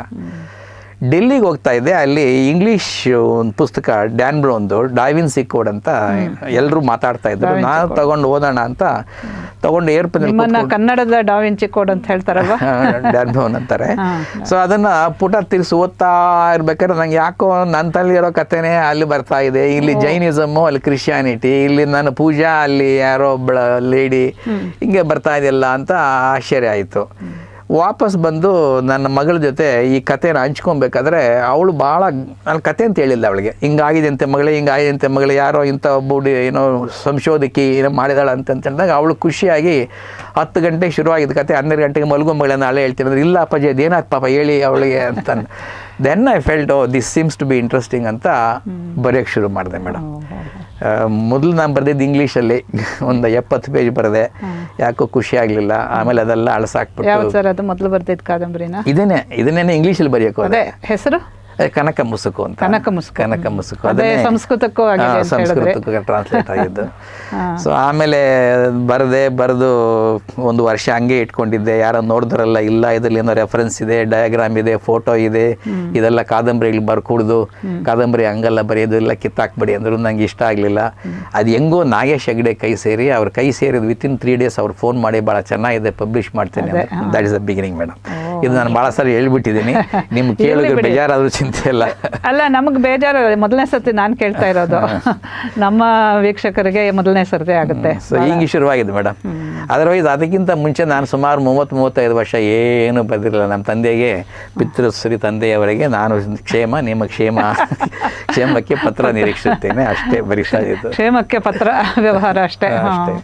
ತುಂಬ ತುಂಬ ತುಂಬ ಕುತೂಹಲಕರವಾಗಿದೆ ಸರ್ ನಿಮ್ಮ ಆರಂಭ ಘಟ್ಟನೆ ಭಾಳ ಚೆನ್ನಾಗಿದೆ. ಮತ್ತು ಇನ್ನೊಂದು, ನಿಮ್ಮ ಕಾದಂಬರಿಗಳ ಈ ಶೀರ್ಷಿಕೆಗಳ ಟೈಟಲ್ಸು ನೋಡಿದಾಗ ನೀವು ನಾಮಕರಣ ಮಾಡೋದು ಭಾಳ ಒಂಥರ ಡಿಫ್ರೆಂಟ್ ಆಗಿದೆ ಸರ್. ಒಂದು ಅದರಲ್ಲಿ ಈ ಲಿಲ್ಟಿಂಗ್, ಅದೇ ಅಕ್ಷರಗಳು ಬರುತ್ತೆ, ಕನಕ ಮುಸುಕು ಅಕಾರಗಳು ಒಂದದೇ ಅಕ್ಷರಗಳು ಜಾಸ್ತಿ ಬರುತ್ತೆ, ಒಂಥರ ಶಬ್ದಾಲಂಕಾರ ಇದ್ದ ಹಾಗೆ. ಅದು ಹಾಗೆ ಕರಿಸಿರಿ ಯಾನ ಅನ್ನೋದಾಗ್ಲಿ, ಇನ್ನು ಏನೇನು ಸರ್ ನಿಮ್ಮದು ಕಪಿಲಿಪಿ ಸಾರ, ಆಮೇಲೆ ಚಿತಾದಂತ, ಹೀಗೆಲ್ಲ ಬೆಳ್ಳಿ, ಅದು ಏನು ಎಲ್ಲಾನು ಡಿಫ್ರೆಂಟ್ ಆಗಿ ಕಾಣಿಸುತ್ತಲ್ಲ ಸರ್. ಶಿಲಾಕುಲ ವಲಸೆ ಹೇಗೆ ಶಿಲಾಕುಲ ವಲಸೆ ಆರ್ಯರ್ ಇನ್ವೇಷನ್ ಮೇಡಮ್. ಅದೇ ಅಲ್ಲ, ಈ ಹೆಸರುಗಳನ್ನ ಇಡೋದ್ರಲ್ಲೇ ತುಂಬಾ ಯುನೀಕ್ ಆಗಿದೆ, ತುಂಬಾ ಬೇರೆ ತರ ಇದೆ. ಅದು ಹೇಗೆ ಸರ್? ಅದು ಏನಾದರೂ ಒಂದು ವಿಶೇಷ ಕಾರಣಕ್ಕೆ ಹಾಗೆ ಮಾಡ್ತಾರೆ? ಯಾಕಂದ್ರೆ ಕಾದಂಬರಿಗಳನ್ನ ಬಹಳ ಜನ ಕೇಳಿದ್ದಾರೆ. ನಾನು ಇಷ್ಟು ದಿವಸ ಕೊಡ್ತಾ ಇದ್ದು ಉತ್ತರ ಒಂದು, ಬಟ್ ನಿಮ್ಗೆ ಬೇರೆ ಉತ್ತರ ಕೊಡ್ತಾ ಇದ್ದೀನಿ ಈಗ. ಇಷ್ಟು ದಿವಸ ಏನು ಗೊತ್ತಾ ಅಂದ್ರೆ, ನಾನು ಆಕ್ಚುಲಿ ಕತೆ ಬರೀತಾ ಇರ್ಬೇಕಾದ್ರೆ ಮನಸ್ಸಲ್ಲಿ ಅದ್ರ ಶೀರ್ಷಿಕೆ ಏನಿರ್ಬೋದು ಅನ್ನೋ ಪ್ರಶ್ನೆ ಹುಟ್ತಾ ಇತ್ತು. ಬರ್ತಾ ಯಾವುದೋ ಒಂದು ಹಂಗೆ ಉಟ್ಕೊತಾ ಇತ್ತು. ಉದ್ದೇಶಪೂರ್ವಕವಾಗಿ ಏನು ಮಾಡ್ತಿರ್ಲಿಲ್ಲ, ಬಟ್ ಹಂಗೆ ಉಟ್ಕೊತಾ ಇತ್ತು. ಆದರೆ ನನಗೆ ಆಮೇಲೆ ಅನಲೈಸ್ ಮಾಡಿದ್ಮೇಲೆ ಅನಿಸ್ತು, ಬಹುಶಃ ನನಗೆ ಗೊತ್ತಿಲ್ಲದ ಹಾಗೆ ಕುವೆಂಪು ಅವ್ರು ನನ್ನ ಮೇಲೆ ಇನ್ಫ್ಲೂಯೆನ್ಸ್ ಮಾಡಿದ್ದಾರೆ ಅಂತ ಕಾಣುತ್ತೆ ಇದಕ್ಕೆ. ಯಾಕಂದರೆ ಅವ್ರ ರಾಮಾಯಣ ಓದ್ತೀನಿ ಮೇಡಮ್. ನಾನು ರಾಮಾಯಣ ಓದ್ತಿರ್ಬೇಕಾದ್ರೆ ಅಲ್ಲಿ ಬರೋ ವರ್ಡ್ ಪ್ಲೇ ನನಗೆ ಗೊತ್ತಿಲ್ಲದಾಗೆ ಬಹುಶಃ ಅದನ್ನು ಓದಿರೋದು ನನಗೆ ಇನ್ಫ್ಲೂಯೆನ್ಸ್ ಆಗಿದೆ ಅಂತ ಕಾಣುತ್ತೆ. ಸುತ್ತಲೆತ್ತೆತ್ತಲು ಕೆತ್ತ ಕಲ್ಗತ್ತಲೆಗೆ ಕಣ್ಬತ್ತಲಾದತ್ತು, ಇದಕ್ಕಿಂತ ಲಿಲ್ಟಿಂಗ್ ಬೇಕಾ? ಸುತ್ತಲೂ ಕತ್ಲೆ ಇತ್ತು, ಅವ್ರು ಕಣ್ಬತ್ತಾಗುತ್ತೆ ಅನ್ನೋದಕ್ಕೆ ಸುತ್ತಲೆತ್ತೆತ್ತಲು ಕೆತ್ತ ಕಲ್ಗತ್ತಲೆಗೆ ಕಣ್ಬತ್ತಲಾದತ್ತು. ಏನು ವರ್ಡಿಂಗ್ಸ್ ಅವ್ರದೆಲ್ಲ. ಸೊ ಕವಿ ಪ್ರಭಾವ ಆಗಿದೆ ನಿಮಗೆ ಅಂತ ಅನ್ಸುತ್ತೆ. ನನಗೆ ಆಮೇಲೆ ಭಾಳ ದಿವಸ ನನಗೆ ಇದು ಒಳಿಲಿಲ್ಲ. ಎಲ್ಲರೂ ಪ್ರಶ್ನೆ ಕೇಳ್ತಾ ಇದ್ರು, ನನಗೂ ಕೂಡ ಯಾಕೆ ಏನೋ ಕತೆ ಬರೀಬೇಕಾದ್ರೆ ಯೋಚನೆ ಮಾಡ್ತಾ ಇದ್ದೆ, ಶೀರ್ಷಿಕೆ ಏನಿರ್ಬೋದು ಅಂತ. ಅದು ಒಳಿತಾ ಇತ್ತು. ಅವಾಗ ಹೆಂಡ್ತಿ ಜೊತೆ ಡಿಸ್ಕಸ್ ಮಾಡ್ತಾ ಇದ್ದೆ, ಚೆನ್ನಾಗಿರುತ್ತೆ ಹ್ಯಾಬ್ಲಿಸ್ ಅಂತ ಹೇಳ್ತಾ ಇದ್ಲು, ಇಡ್ತಾ ಇದ್ದೆ. ಬಟ್ ಅದು ಜನಗಳಿಗೆ ಟೈಟ್ಲಿ ಅಷ್ಟು ಅಟ್ರಾಕ್ಟ್ ಆಗುತ್ತೆ ಅಂತ ನನಗೆ ಗೊತ್ತಿರಲಿಲ್ಲ. ನಿಮ್ಮ ಹಾಗೆ ಭಾಳ ಜನ ಕೇಳಿದ್ರು, ಆವಾಗ ನನಗೆ ಅನಿಸಿರ್ಲಿಲ್ಲ, ಇಲ್ಲ ಅದು ಹಂಗೆ ಬರುತ್ತೆ ಅಂದ್ಕೊಂಡಿದ್ದೆ. ಬಟ್ ಇತ್ತೀಚೆಗೆ ನನಗೆ ಅನಿಸ್ತು, ಬಹುಶಃ ನನಗೆ ಗೊತ್ತಿಲ್ಲದಂಗೆ ಏನೋ ಸುಪ್ತ ಲೋಕದಲ್ಲೆಲ್ಲೋ ಅದು ಇಫೆಕ್ಟ್ ಆಗಿದೆ ಕುವೆಂಪು ಅವ್ರದ್ದು ಅಂತ ನಂಗೆ ಅನಿಸ್ತು. ಇದು ಸರಿಯಾದ ಉತ್ತರ ಅಂತ ನನಗೂ ಅನ್ನಿಸ್ತಾ ಇದೆ. ಯಾಕಂದರೆ ಒಂದು ಕಾವ್ಯ ಬಂಧದಲ್ಲಿ ಮತ್ತೆ ಮತ್ತೆ ನಮ್ಮ ಮನಸ್ಸಿನ ಮೇಲೆ ಪರಿಣಾಮ ಮಾಡ್ತಾ ಇದ್ರೆ, ಒಂದು ಶಬ್ದ ಜಾಲ ಕಿವಿಗೆ ಬೀಳ್ತಾ ಇದ್ರೆ ಅದು ಆಳಕ್ಕೆ ಇಳಿದಿರುತ್ತೆ, ಬೇಕಾದಾಗ ಈ ರೀತಿ ಬರುತ್ತೆ. ಇನ್ನೊಂದು ನಿಮ್ಮದು ರಕ್ತ ಸಿಕ್ತ ರತ್ನ ನೋಡಿ, ಎಲ್ಲದರಲ್ಲೂ ನಾನು ಸುಮ್ಮನೆ ಹಾಗೆ ನೋಡ್ತಾ ಹೋದರೆ ಪ್ರತಿಯೊಂದು ಟೈಟ್ಲಲ್ಲೂ ಕೂಡ ಇಂಥ ಒಂದು ಗುಣ ಇರೋದು ಕಾಣಿಸುತ್ತೆ. ಇದರಲ್ಲಿ ಈ ಕಪಿಲಿಪಿ ಸಾರ ಯಾವುದು ಸರ್? ಏನೋ ಇದು ಇದ್ರದ್ದು ಶಿಲಾಲೇಖ ಇದ್ರ ಅಂತ ಹೇಳಿದ್ರಿ, ಆರ್ಯನ್ ಇನ್ವೇಷನ್ ಮೇಲೆ. ಏನು ಆರ್ಯನ್ ಇನ್ವೇಷನ್ ನಿಮ್ಮ ಪ್ರಕಾರ ಏನು ಮೇಡಮ್? ಇದು ಬ್ರಿಟಿಷ್ ಇನ್ವೇಷನ್ ಅಷ್ಟೇ, ಇದು ಆಫ್ ಅವರ್ ಮೈಂಡ್. ಇನ್ಫ್ಯಾಕ್ಟ್ ಏನಾಗುತ್ತೆ ಹೇಳ್ಬಿಟ್ರು ಅವರು, ಆರ್ಯನ್ಸ್ ಇನ್ವೇಷನ್ ಅಂದರೆ ಅವರೇ ತಾವೇ ಆರ್ಯನ್ಸ್ ಅನ್ಕೊಂಡ್ಬಿಟ್ರಲ್ಲ ಅವರು. ನಾವು ಬಂದಿಲ್ಲೆಲ್ಲ ಇವನ್ನೆಲ್ಲ ಏನೋ ಎಚ್ಚರಿಸಿದ್ದು ಅನ್ನೋ ಥರ ಹೇಳ್ಬಿಟ್ರು. ಅದು ಹೇಳಿದ್ದಾದ್ಮೇಲೆ ಎಸ್ಟಾಬ್ಲಿಷ್ ಆದಮೇಲೆ ಅದನ್ನ ಡಿಸ್ಪ್ರೂವ್ ಮಾಡ್ಬೇಕಾದ್ರೆ ಭಾಳ ಕಷ್ಟ. ಹಂಗಾಗಿ ನಮ್ಮವ್ರು ಭಾಳ ಒದ್ದಾಡಿದ್ರು. ಬಟ್ ಈಗ ಅದೆಲ್ಲ ಕೂಡ ಸರಿ ಇಲ್ಲ, ಇಫ್ ನಾಟ್ ಅಲ್ಲ ಅನ್ನೋದಕ್ಕೆ ಸರಿ ಇಲ್ಲ ಅನ್ನೋದು ಬಂದಿದೆ. ಈಗ ಗೊತ್ತಲ್ಲ, ಔಟ್ ಆಫ್ ಇಂಡಿಯಾ ಥಿಯರಿ ಅಂತ ಬರ್ತಾ ಇದೆ. ಆರ್ಯನ್ ಇನ್ವೇಜ್ ಆಗಿಲ್ಲ, ಇಲ್ಲಿಂದ ಜನ ಆಚೆ ಹೋಗಿದ್ದಾರೆ ಅಂತ. ಸೊ ಅದ್ರ ಬಗ್ಗೆ ಆಗಿರೋ ಸಂಶೋಧನೆಗಳನ್ನೆಲ್ಲ ಕ್ರೋಢೀಕರಿಸಿ ಸೈನ್ಸ್ನೆಲ್ಲ ಕೊಟ್ಟು, ತುಂಬ ಒಳ್ಳೆ ಲೆಕ್ಚರ್ ಕೊಟ್ಟರು ಮೊನ್ನೆ. ಯಾರು ಮೇಡಮ್? ರಾಜ್ವೇದಂ ಅಂತ ಒಬ್ಬರು ಸೈಂಟಿಸ್ಟು, ಅನೇಕ ಮುಖಗಳಿಂದ ಅದನ್ನ ನೋಡಿ, ಆಂಥ್ರೋಪಲಾಜಿಕಲ್, ಎಲ್ಲ ಕಡೆಯಿಂದ, ಆಮೇಲೆ ಅಸ್ಟ್ರೋನಾಮಿಕಲ್ ಅದು ಅದು ಆಗಿನ ಕಾಲ ಅಸ್ಟ್ರಾನಮಿಕಲ್ ನಾನು ನೋಡಿಲ್ಲ, ಬಟ್ ಜೆನೆಟಿಕ್, ಲಿಂಗ್ವಿಸ್ಟಿಕ್, ಏನೋ ದಿಸ್ ಅಂದ್ರೆ ಆಗಿನ ಕಾಲದ ಇದು ಬರುತ್ತಲ್ಲ, ಈ ಪೊಸಿಷನ್ ಆಫ್ ಸ್ಟಾರ್ಸ್ ಅದನ್ನೆಲ್ಲ ಇಟ್ಕೊಂಡು ಒಂದು 12 ರೀತಿಯಿಂದ ಮಿಥಿಕ್ ಸೊಸೈಟಿ ಅದ್ಭುತವಾಗಿತ್ತು. ಸೊ ಅದ್ರ ಬಗ್ಗೆ ಕತೆ ಅದು ಹಿಂಗೇನೋ ಅದಕ್ಕೊಂದು ಕತೆ ಹುಟ್ಸೋಕೆ ಒಂದು ಪ್ಲಾಟ್ ಉಟ್ಕೊಂಡೆ. ಬಟ್ ಓದುಗರಿಗೆ ನಿಜವಾಗ್ಲೂ ಆಗಿರೋದು ಏನೋ ಅನ್ನೋದನ್ನ ತಿಳಿಸೋದಕ್ಕೆ ಉದ್ದೇಶ ಮಾಡಿ ಆ ಕತೆ ಬರೆದಿದ್ದು. ಕಪಿಲಿಪಿ ಸಾರ ಸಂಜೀವಿನಿ ಬಗ್ಗೆ ಮೇಡಮ್. ಸಂಜೀವಿನಿ ಅನ್ನೋ ಗಿಡ ನಿಜಕ್ಕೂ ಇದ್ದರೆ ಅದು ಯಾವ್ದಿರ್ಬೋದು ಅನ್ನೋದ್ರ ಬಗ್ಗೆ ಒಂದು ಸಂಶೋಧನೆ ಮಾಡೋಕ್ಕೆ ಶುರು ಮಾಡಿದ್ವಿ ನಾನು, ನಮ್ಮ ಗುಂಪು. ಒಂದು 2 ಗಿಡ ಸಿಕ್ತು ನಮಗೆ. ಅದು ಸಿಕ್ಕಿದ ಮೇಲೆ ನನಗನ್ನಿಸ್ತು ಇದನ್ನು ಜನರಿಗೆ ಮುಟ್ಟಿಸ್ಬೇಕು ಹೇಗಾದ್ರೂ ಅಂತೇಳಿ. ಬೇಕಾದಷ್ಟು ಟಿ ವಿಲೆಲ್ಲ ಕವರ್ ಆಯಿತು, ಪೇಪರ್ಲೆಲ್ಲ ಕವರ್ ಆಯಿತು. ಆದರೆ ವೈಡ್ ಆಡಿಯನ್ಸ್ಗೆ ರೀಚ್ ಆಗೋದು ಹೇಗೆ ಅಂದಾಗ ಒಂದು ಕತೆ ಯೋಚನೆ ಮಾಡಿದೆ, ಕಪಿಲಿಪಿ ಸಾರ ಅಂತ. ಅಂದರೆ ನಾನು ಆ ಕಥೆಯಲ್ಲಿ ಬರೆದಿರೋದು ಆಂಜನೇಯ ಶ್ರೀರಾಮಂಗೆ ಸಪೋರ್ಟ್ ಮಾಡಿದಾಗ ಒಪ್ಕೊಳ್ಳೋಣ, ಶ್ರೀಲಂಕಾಗೆ ಇವನ ಇಡೀ ಸೈನ್ಯ ಹೋಯಿತು. ಜಸ್ಟ್ ಇಮ್ಯಾಜಿನ್, ಅಲ್ಲಿಂದ ಸೈನ್ಯ ವಾಪಸ್ ಬಂದಾಗ ಅದು ಎಷ್ಟು 100 ಜನ ಕಾಲು ಕಳ್ಕೊಂಡಿದ್ರು, ಕಣ್ಣು ಕಳ್ಕೊಂಡಿದ್ರು, ಕೈ ಕಳ್ಕೊಂಡಿದ್ರು, ಎಷ್ಟು ಹೆಂಗಸರು ವಿಧವೆಯರಾದರು. ಅವರೆಲ್ಲ ಸುಮ್ಮನೆ ಕೂತಿರ್ತಾರ, ಅವರು ಕೂಡ ಇವ್ರ ಮೇಲೆ ಕೋಪ ಮಾಡ್ಕೊಂಡಿರ್ತಾರೆ ಅಂತ ಯೋಚನೆ ಮಾಡಿ ಕೆಲವರು ಅವರಲ್ಲಿ ಬೇಸರ ಆಗಿ ಅಂಡಮಾನ್ಗೆ ಹೋದರು. ಅವ್ರಿಗೆ ಈ ಸಂಜೀವಿನಿಯ ಏನೋ ರಹಸ್ಯ ಗೊತ್ತಿತ್ತು, ಅಂಡಮಾನಲ್ಲಿ ಆ ಸಂಜೀವಿನಿ ರಹಸ್ಯ ಅಡಗಿದೆ ಅಂತ ಕತೆ ಆ ಥರ ಹುಟ್ಟಿಸ್ಕೊಂಡು ಅಲ್ಲಿ ಜರವಾದವ್ರ ಮೂಲಕ ಇನ್ನೇನೋ ಬೇರೆ ಮಾಡಿ ಆ ಕಪಿಲಿಪಿ ಸಾರ, ಕಪಿ ಅಂದರೆ ಇಲ್ಲಿ ಆಂಜನೇಯ, ಲಿಪಿ ಅವರೇನೋ ಅಲ್ಲಿ ಸೀಕ್ರೆಟ್ ಬಿಟ್ಟಿರ್ತಾರೆ ಅದೇನು ಅಂತ, ಆ ಲಿಪಿ ಅದರ ಸಾರ, ಅದರ ಬಗ್ಗೆ ಕತೆ ಕಪಿಲಿಪಿ ಸಾರ. ಅಂದರೆ ಇದು ಸಂಜೀವಿನಿ ಬಗ್ಗೆ ಹುಡುಕಾಟ. ಅದು ನಾನು ಈಗ ಅದು ನಿಶ್ಚಯ ಮಾಡ್ಕೊಂಡಿದ್ದೀರಾ ಸರ್, ಇದು ಇಂಥದ್ದೇ ಇರಬಹುದು? ಹೌದು ಮೇಡಮ್, ನಿಶ್ಚಯ ಆಗಿದೆ. ಫಾರ್ಚುನೇಟ್ಲಿ ಅದನ್ನು ಎಷ್ಟು ಸಹ ಜನ ಯಾವುದೋ ಅಂತ ಅಂದ್ಕೊಂಡಿದ್ರು ಅದೇ ಯಾವುದು ಗರಿ ಗಿಡ ಅಂತ ಕರೀತಾರೆ. ನಿಮಗೆ ಮಲೇಷ್ಯಾಮಲ್ಲೆಲ್ಲ ಮಾರ್ತಿರ್ತಾರೆ ಸಂಜೀವಿನಿ ಅಂತ ಹೇಳ್ಬಿಟ್ಟು ಅಂತ. ಅವ್ರು ಸುಳ್ಳು ಹೇಳ್ತಾರೆ, ನಾವು ಹಿಮಾಲಯದಿಂದ ತಂದ್ವಿ ಅಂತ. ಅದು ಬಂದಿರೋದು ವೆಸ್ಟರ್ನ್ ಘಾಟ್ಸಿಂದ. ಯಾಕಂದರೆ ಆಂಜನೇಯ ಇದ್ನೋ ಓದ್ನೋ ಸೆಕೆಂಡ್ರಿ, ಬಟ್ ಯಾರನ್ನು ಇಮ್ಯಾಜಿನ್ ಮಾಡ್ಕೊಂಡ್ರೋ ಅದು ಯಾಕೆ ಇಮ್ಯಾಜಿನ್ ಮಾಡ್ಕೊಂಡಿರ್ಬೋದು. ಲಕ್ಷ್ಮಣ ಉದಾಹರಣೆಗೆ ಸತ್ತೋಗಿದ್ದ, ಇದು ಬದುಕಿಸ್ತು ಅಂತ ಹೇಳ್ತಾರೆ. Just as the question, Lakshmana ಆವಾಗ ಬಿದ್ದೋಗಿದ್ದ, ಸತ್ತೋಗಿದ್ದ, ಸಂಜೀವಿನಿಯಿಂದ ಮರುಜೀವ ಬಂತು ಅಂತ ಹೇಳ್ತಾರೆ. ಆದರೆ ಆಮೇಲೆ ಯಾಕೆ ಮತ್ತೆ ಸತ್ತ? ಆವಾಗಲೂ ಅದೇ ಸಂಜೀವಿನಿಯಿಂದ ಬದುಕ್ಬೋದಾಗಿತ್ತಲ್ಲ. ಕೃಷ್ಣ ಯಾಕೆ ಸತ್ತ, ರಾಮ ಯಾಕೆ ಸತ್ತ? ಸೊ ಸಂಜೀವಿನಿ ಮರುಜೀವ ಥರದಲ್ಲ, ಬೇರೆ ಇನ್ನೇನೋ ಮಾಡೋದು ಅಂತ ನೀವು ಹೇಳಿದರೆ ಅನ್ಕಾನ್ಷಿಯಸ್ ಅಂತ, ಫೈಂಟ್ ಆಗಿಬಿಟ್ಟಿದ್ದ ಅಂತಂತಾರೆ. ಫೈಂಟ್ ಆಗಿದ್ರು ಕೂಡ ಅವಕ್ಕೇನು ಹೊಸ ಗಿಡ ಬೇಕಾಗಿಲ್ಲ. ಆದರೆ ಇನ್ನೇನೋ ಬೇರೆ ಇರ್ಬೋದು ಅಂತ ಯೋಚನೆ ಮಾಡಿದಾಗ ಅದು ಕೋಮಾ ಅಂತ ಅನ್ನಿಸ್ತು. ಈ ಬಾಣ ಬಿಟ್ಟಾಗ ಕೋಮಾ ಸ್ಥಿತಿಗೆ ಹೋಗ್ತಾರೆ, ನಾಗರಾವ್ ಕಚ್ಚಿದಾಗ ಯಾಕೆ ಕೋಮಾಗೆ ಹೋಗ್ತಾರೆ, ಹಾಗೆ ಕೋಮಾದಿಂದ ವಾಪಸ್ ತರುವ ಶಕ್ತಿ ಇರುವ ಗಿಡವನ್ನು ಬಹುಶಃ ಏನೋ ವೈದ್ಯರು ತರೋಕೆ ಹೇಳಿರ್ಬೋದು ಅಂತ. ಆ ಕೋಮಾನ ಕ್ಯೂರ್ ಮಾಡೋ ಶಕ್ತಿ ಯಾವ ಗಿಡಕ್ಕಿದೆ, ಅದಕ್ಕೆ ಏನೋ ಒಂದಷ್ಟು ಫಿಲ್ಟರ್ಸ್ ಹಾಕ್ಕೊಂಡಿವಿ ನಾವು. ಸಂಜೀವಿನಿ ಅಂದರೆ ಬೆಟ್ಟದ ಮೇಲೆ ಸಿಗುತ್ತೆ, ಬಿಕಾಸ್ ಆಂಜನೇಯ ಬಂದು ಬೆಟ್ಟದ ಮೇಲೆ ಹುಡುಗ್ದ. ಅದಕ್ಕೊಂದು ಅದ್ಭುತವಾದ ಮೆಡಿಸಿನಲ್ ಪ್ರಾಪರ್ಟಿ ಇರಬೇಕು. ಪ್ಲಸ್ ಈ ರೀತಿ ತಾನೇ ಏನೋ ಸತ್ತ ಸ್ಥಿತಿಯಿಂದ ಹೊರಬರುವ ಸ್ಥಿತಿ ಏನೋ ಶಕ್ತಿನೂ ಅದಕ್ಕಿರಬೇಕು, ಕೊಡುವಂಥದ್ದು ತನಗೇ ಅದಿರಬೇಕು ಅನ್ನೋ ಥರ ಎಲ್ಲ ಹಾಕ್ಕೊಂಡು ಫಿಲ್ಟರ್ ಮಾಡಿದಾಗ 20,000 ಗಿಡಗಳಿಂದ ನಮಗೆ ಕೇವಲ 2 ಗಿಡಕ್ಕೆ ಫಿಲ್ಟರ್ ಆಯಿತು. ಅದನ್ನು ನಾವು ಸಂಜೀವಿನಿ ಇವೆರಡು ಇರ್ಬೋದು ಅಂತ ಪಬ್ಲಿಷ್ ಮಾಡಿದ್ವಿ. ಆದರೆ ನಿಮಗೊಂದು ಸಣ್ಣ ವಿಷಯ ಹೇಳ್ಬೇಕಾಗುತ್ತೆ ನಮ್ಮ, ವೆರಿ ಇಂಟ್ರೆಸ್ಟಿಂಗ್. ಒಂದು ಗರಿ ಗಿಡ, ಇನ್ನೊಂದು ಯಾವ್ದು ಸರ್? ಒಂದು ಈ ಏನಪ್ಪ ಅದು ಆರ್ಕಿಡ್ಸ್ ಅಂತೀವಲ್ಲ ಕನ್ನಡದಲ್ಲಿ ಏನಂತಾರೆ? ಇಲ್ಲ ಏನೋ ಅಂತಾರೆ ಇಲ್ಲಿ, ಆರ್ಕಿಡ್ ಮೇಡಮ್. ಅದು ಅದ್ರಲ್ಲಿ ಬಲ್ಬ್ ಇರುತ್ತೆ, ಅದು ಕೂಡ ಒಣಗಿದ ಮೇಲೆ ನೀರು ಹಾಕಿದ್ರೆ ಸಾಕು, ಅದು ಬಲ್ಬ್ ಆ ನೀರನ್ನ ಹೀರ್ಕೊಂಡು ಮತ್ತೆ ಜೀವ ಬರುತ್ತೆ ಅದಕ್ಕೆ.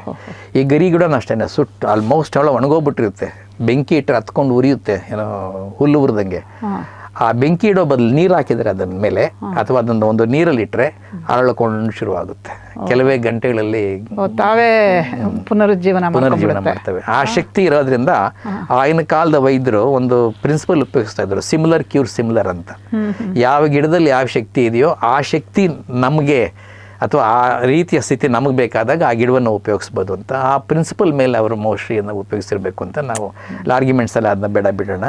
ಆದರೆ ಒಂದು ನಿಮ್ಗೆ ಹೇಳ್ಬೇಕಾಗುತ್ತೆ, ಇಲ್ಲಿ ನಮ್ಮಲ್ಲಿ ಹೇಗೆ ಅಂದರೆ ಒಂದು ಪೇಪರ್ ಕಳಿಸಿದಾಗ ಯಾವುದೇ ಒಂದು ಮ್ಯಾಗಝೈನ್ಗೆ ಆ ಮ್ಯಾಗಝೈನ್ ಎಡಿಟರು ನಾವು ಸೀಕ್ರೆಟಾಗಿ ಯಾರಿಗೋ ಕಳಿಸ್ತಾರೆ ಅದನ್ನ ಓದಿ ಅಂತ. ಅದೇ ಹೇಳಿ ಇದು ಸರಿ ಇದೆಯಾ ಪಬ್ಲಿಷ್ ಮಾಡೋಕ್ಕೆ ಅಂತ ನಾವು ಕಳಿಸಿದ್ವಿ. ಅದು ಅಕ್ಸೆಪ್ಟ್ ಆಗುತ್ತಲ್ಲ ಗೊತ್ತಿಲ್ಲ. ಡೆಲ್ಲಿಯಿಂದ ಬರ್ತಾ ಇದೆ. ಮೋಹನ್ ರಾಮ್ ಅಂತ ಬಹಳ ದೊಡ್ಡ ಕಳಿಸಿದ್ರಿ ಸರ್? ನಮ್ಮ ಕರೆಂಟ್ ಸೈನ್ಸ್ ಅಂತ ಮ್ಯಾಗಝೈನ್ಗೆ, ಭಾರತದಲ್ಲೇ. ಸೊ ಅವರು ಅದನ್ನು ಒಂದಿಬ್ಬರು ರೆಫ್ರಿಗಳು ಕಳಿಸ್ತಾರೆ. ಯಾರೋ ಒಬ್ರಿಗೆ ಹೋಗಿತ್ತು. ನಾನು ಡೆಲ್ಲಿನಲ್ಲಿ ಏರ್ಪೋರ್ಟಲ್ಲಿ ಕೂತಿರ್ಬೇಕಾದ್ರೆ ಹಿಂದ್ಗಡೆಯಿಂದ ಬಂದು ಯಾರೋ ತಟ್ಟಿ ಗಣೇಶಯ್ಯ ಅಂತಂದರು. ಎದ್ದು ನಿಂತ್ಕೊಂಡೆ. ಮೋಹನ್ ರಾಮ್ ನನಗೆ ಗೊತ್ತಿತ್ತವರು. ನಮಸ್ಕಾರ ಸರ್ ಅಂದೆ. ಬನ್ನಿ ಮಾತಾಡಬೇಕು ಅಂತ ಕರ್ಕೊಂಡೋಗಿ, ನೀವು ಸ್ಟಡಿ ಪೂರ್ತಿ ಮಾಡಿಲ್ಲ ಅಂದರು. ಸರ್ ಯಾವುದು ಸರ್ ಅಂದೆ. ಅದೇ ಸಂಜೀವನಿದು ಅಂದರು. ಸರ್ ನನಗೆ ಬಂದಿದೆ ಅದು ಅನಾಲಿಸಿಸ್ಗೆ, ಭಾಳ ಚೆನ್ನಾಗಿದೆ, ಪೇಪರ್ ಅಕ್ಸೆಪ್ಟ್ ಮಾಡಿದ್ದೀನಿ, ಆದರೆ ಕಂಪ್ಲೀಟ್ ಇಲ್ಲ ಅಂದರು. ಯಾಕೆ ಸರ್ ಅಂದರೆ, ನೀವು 2 ಗಿಡ ಕಂಡಿದ್ದೀರಾ ಅಂದರು. ಸರ್ ಅದರಲ್ಲಿ ಯಾವುದೋ ಅಂತ ಗೊತ್ತಾಗಿಲ್ಲ ಸರ್ ಸಂಜೀವಿನಿ ಅಂದರು. ಅಲ್ಲ ಇನ್ನೂ 2 ಗಿಡ ಇರಬೇಕು ಅಂದರು.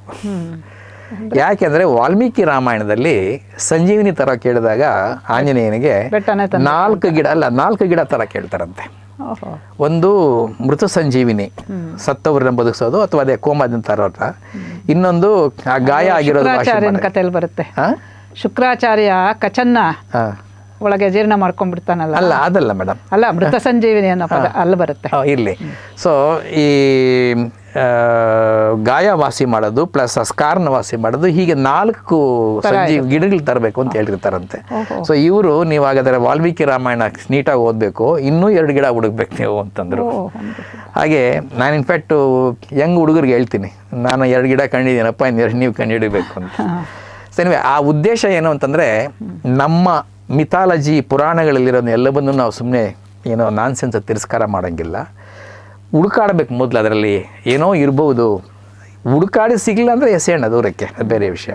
ಹುಡುಕಾಡ್ದೇನೆ ಅದೆಲ್ಲ ನಾನ್ಸೆನ್ಸ್ ಅಂತ ಹೇಳೋದು ತಪ್ಪು ಅನ್ನೋ ಉದ್ದೇಶದಿಂದ ನಾವು ಆ ಹುಡುಕಾಟ ತೊಗೊಂಡ್ವಿ. ಸಿಕ್ಕಿತು, ಅದು ಪಬ್ಲಿಷ್ ಆಯಿತು. ಅದ್ರ ಮೇಲೆ ಭಾಳ ಜನ ನಿಮ್ಮೊಂದು ಒಬ್ಬ ಸರ್ದಾರಣಿ ಮೇಡಮ್ ಪಂಜಾಬಿಂದ, ನನ್ನ ಹೆಂಡ್ತಿ ಮುಂದೆ ಕೂತಿದ್ಲು, ಅವಾಗ ತಾನೇನೋ ಬಂದಿದ್ಲು, ನಾನು ಇಲ್ಲಿದ್ದೆ, ಈ ಪೇಪರ್ ಪಬ್ಲಿಷ್ ಆಗಿತ್ತು. ಗಣೇಶಯ್ಯ ಸಾಬ್ ನನಗೆ ಆ ಗಿಡ ಬೇಕು ಅಂದ್ಲು. ಯಾಕೆ ಮೇಡಮ್ ಅಂದರೆ, ನನ್ನ ಇನ್ಸಿಡೆಂಟ್ಲಿ ಆ ಗಿಡ ನಾವು ತೋರಿಸಿರೋದ್ರಲ್ಲಿ ಕೋಮಾಯಿಂದ ವಾಪಸ್ ತರೋ ಶಕ್ತಿ ಇದೆ ಅಂತ.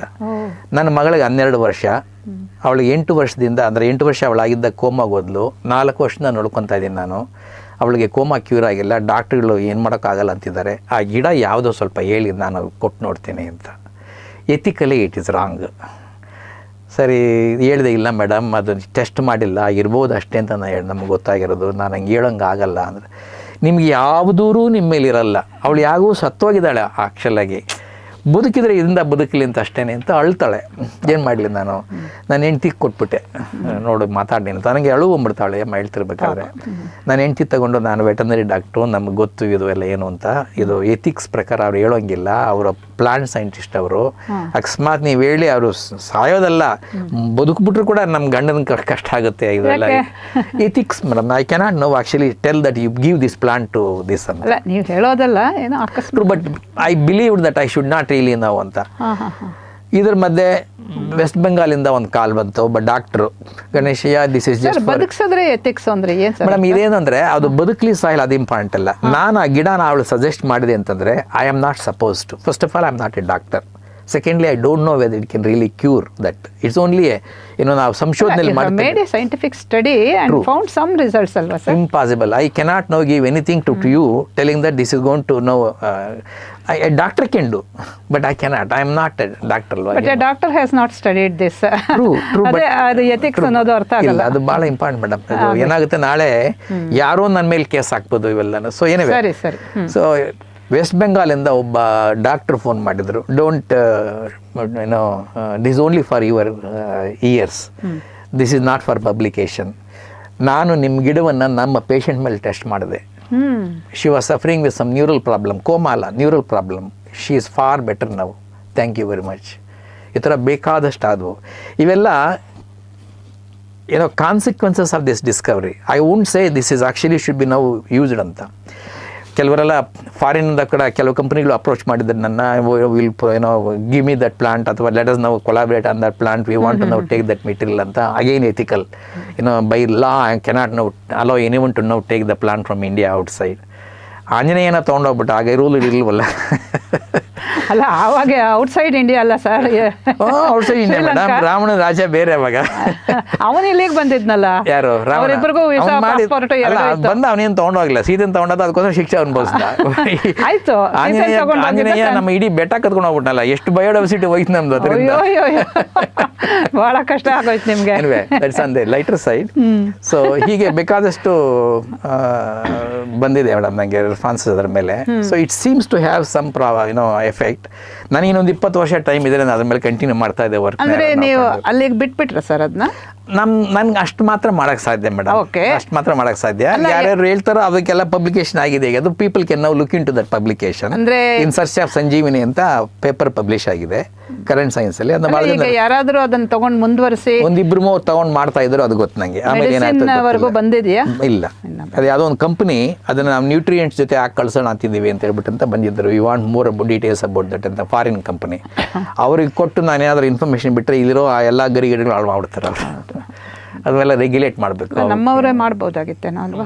ಅಲ್ಲ, ಇದು ಇನ್ನೊಂದು ನಮ್ಮವ್ರು ಯಾಕೆ ಮಾಡಲ್ಲ ಅಂತ ಹೇಳ್ತೀನಿ. ಬೇಸಿಕ್ ರಿಸರ್ಚ್ ನೀವು ಮಾಡಿರೋವಾಗ it's not an ordinary discovery sir. ನಮ್ಮವ್ರು ಯಾಕೆ ಮಾಡಲ್ಲ ಅಂತ ಹೇಳ್ತೀನಿ. ಗಣೇಶನ ಬದಲು ಯಾರೋ ಜಾನ್ಸನ್ ಇದನ್ನ ಮಾಡಿದ್ರೆ ಅದನ್ನೇ ಗಬಗಬ ಅಂತ ಬೀಳ್ತಾ ಇದ್ರು. ಈಗ ಗಣೇಶ ಮಾಡಿರೋದು ಯಾರು ಬೀಳಲ್ಲ ಅದ್ರ ಮೇಲೆ. ದಿಸ್ ಇಸ್ ನಮ್ಮ ದುರದೃಷ್ಟ. ನಮ್ಗೆ ಇನ್ನೂ ಅದು ಬಂದಿಲ್ಲ. ಅಲ್ಲ, ಇವಾಗ ಈಗ ಆಯುಷ್ ಇದು ಎಲ್ಲಾನು ಬರ್ತಾ ಇದೆ, ಮೆಡಿಕಲ್ ಸಿಸ್ಟಮ್ ಈಗ ಬರ್ತಾ ಇದೆ ಮೇಡಮ್, ಈಗ ಬರ್ತಾ ಇದೆ. ಅವರಿಗೆಲ್ಲ ಏನಾದರೂ ಮಾಡ್ಬೋದು. ಅದಕ್ಕೆಂದ್ರೆ ಅವ್ರ ಕೈಲಿ ಎಷ್ಟಿದೆ ಅಂದ್ರೆ ಆಯುಷ್ ಅವ್ರ ಕೈಲೆಲ್ಲಾನು ಇದೆಲ್ಲೋ ಕೆಳಗಡೆ ಇರುತ್ತೆ ಪ್ರಿಯಾರಿಟಿನಲ್ಲಿ. ಬೇಕಾದಷ್ಟು already they have gotten then. ಅಥವಾ ಯಾರೋ ಮಾಡ್ತಾ ಇರ್ಬೋದು, ಇವಾಗಲೇ ನಮಗೆ ಗೊತ್ತಿಲ್ಲ, ನಮಗೆ ಗೊತ್ತಿಲ್ಲ. ಆಗಲಿ, ಬೇಗ ಆಗಲಿ. ಅದರ ನಿಮ್ಮ ಈ ಸಂಶೋಧನೆಯ ಫಲ ಎಲ್ಲರಿಗೂ ಸಿಗಲಿ ಅಂತ ಅಂದ್ಕೊಳ್ತೀನಿ ಸರ್. ಇದೊಂದು ಭಾಳ ಅದ್ಭುತವಾದಂಥ ವಿಚಾರ. ನೀವು ಸಂಜೀವಿನಿನ ಐಡೆಂಟಿಫೈ ಮಾಡಿದ್ದು, ಅದನ್ನು ಅಲ್ಲಿಂದ ರಾಮಾಯಣದ ಪುಸ್ತಕದಿಂದ ಹೊರಕ್ಕೆ ತಂದು ಅದಕ್ಕೊಂದು ಸ್ಟ್ಯಾಂಡಿಂಗ್ ಕೊಟ್ಟಿದ್ದು ಭಾಳ ಒಳ್ಳೆಯದಾಯ್ತು ಸರ್. ಈ ಪದ್ಮಪಾಣಿ ಏನು ಸರ್? ಪದ್ಮಪಾಣಿ ಒಂದು ಕಥಾ ಸಂಕಲನ ಮೇಡಮ್. ಅದರಲ್ಲಿ ಪದ್ಮಪಾಣಿ ಅಂತಲೇ ಒಂದು ಬರುತ್ತೆ.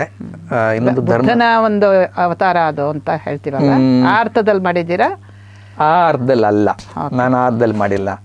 ಆ್ಯಕ್ಚುಲಾಗಿ ಅದರಲ್ಲಿ ನನ್ನ ಕತೆ ಒಂದು ಆಕ್ಚುಲ್ ಕತೆಗೆ ಸ್ವಲ್ಪ ಹತ್ರ ಇದೆ ಮೇಡಮ್. ಅಲ್ಲಿ ಈಗ ಪದ್ಮಪಾಣಿ ಅಂದ್ರೆ ಪದ್ಮವನ್ನ ಕೈಯಲ್ಲಿ ಹಿಡ್ಕೊಂಡಿರೋದು ಅಂತ ಅಷ್ಟೇ ಅರ್ಥ. ಅದು ನಿಜ. ನಿಮ್ಮದು ಯಾವ ಅರ್ಥದಲ್ಲಿ ಇದೆ ಸರ್? ಅದೇ ಅರ್ಥದಲ್ಲೇನೆ. ಅಜಂತಾ ಎಲ್ಲೋರಾಗ ಹೋದ್ರೆ ಅಜಂತಾ ಎಲ್ಲೋರದಲ್ಲಿ ಪದ್ಮಪಾಣಿ ಅಂತಲೇ ಒಂದು ಫೇಮಸ್ ಪೇಂಟಿಂಗ್ ಇದೆ, ವರ್ಲ್ಡ್ ಫೇಮಸ್. ಅದು ವರ್ಲ್ಡ್ ಫೇಮಸ್. ಅದು ಕೈಯಲ್ಲಿ ಕಮಲ ಇಟ್ಕೊಂಡಿದ್ದಾಳೆ ಪದ್ಮಪಾಣಿ ಅಂತ. ನನಗೆ ಆಶ್ಚರ್ಯ ಆಗಿದ್ದು, ಆ ಪೇಂಟಿಂಗ್ ನೋಡಿದ್ರೆ ಮುಖದಲ್ಲಿ ಗಂಡು ಮುಖ ಕಾಣಲ್ಲ. That is suppose to be actually ಬುದ್ಧನ ಅವತಾರ. ಬುದ್ಧನೇ ಇರಬೇಕಾಗಿತ್ತು ಅಲ್ಲಿ. ನನಗೆ ಬುದ್ಧ ಕಾಣಲಿಲ್ಲ, ಅಲ್ಲಿ ಒಬ್ಬ ಸುಂದರ ಹೆಣ್ಣು ಮುಖ ಕಾಣಿಸ್ತು. ಇದು ಯಾಕೆ ಅಂತ ಹುಡ್ಕೊಂಡೋದ್ರೆ ಇದು ಎಲ್ಲೆಲ್ಲೋ ಹೋಯ್ತದು. ಒಬ್ಬ ಪೇಂಟರ್ ಇದ್ದಾನೆ 18th ಸೆಂಚುರಿನಲ್ಲೋ 19th ಸೆಂಚುರಿನಲ್ಲೋ, ಅಲ್ಲಿ ಬಂದು ಎಲ್ಲ ಪೇಂಟಿಂಗ್ ಮಾಡ್ತಾನೆ. ಪೇಂಟಿಂಗ್ ತೊಗೊಂಡೋಗಿ ಯಾವುದೋ ಒಂದು ಅಕೇಶನಲ್ಲಿ ಎಲ್ಲ ಸುಟ್ಟು ಭಸ್ಮ ಬಿಡ್ತವೆ ಪೇಂಟಿಂಗ್ಗಳು ಲಂಡನ್ನಲ್ಲಿ.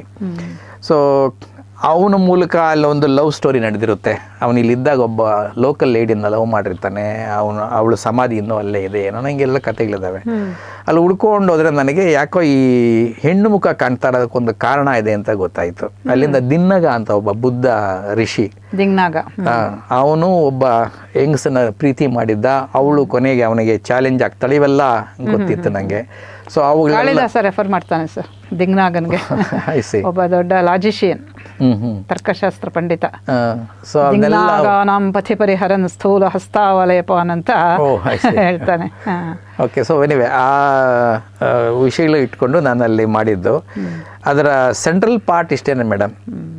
ಒಬ್ಬ ಹೆಣ್ಣು ಇನ್ನೊಬ್ಬ ವ್ಯಕ್ತಿ ಬುದ್ಧಿಸಮ್ನ ಸ್ವೀಕಾರ ಮಾಡಿದಾಗ ಇವಳನ್ನ ತಿರಸ್ಕಾರ ಮಾಡಿರ್ತಾನೆ. ನಾನು ಬುದ್ಧಿಸಮ್ ಮಾಡ್ಕೊಂಡು ಹೋಗ್ತೀನಿ ಅಂತ ಇವಳು ಲವ್ನ ತಿರಸ್ಕಾರ ಮಾಡಿರ್ತಾನೆ. ಇವಳಿಗೆ ಅದು ಕಾಡ್ತಾ ಇರುತ್ತೆ. ಕೊನೆಗೆ ಅದೇ ವ್ಯಕ್ತಿ ಮೇಲೆ ತಾನು ಸೇಡು ತೀರಿಸ್ಕೊತಾಳೆ. ಹೇಗೆ ಸೇಡು?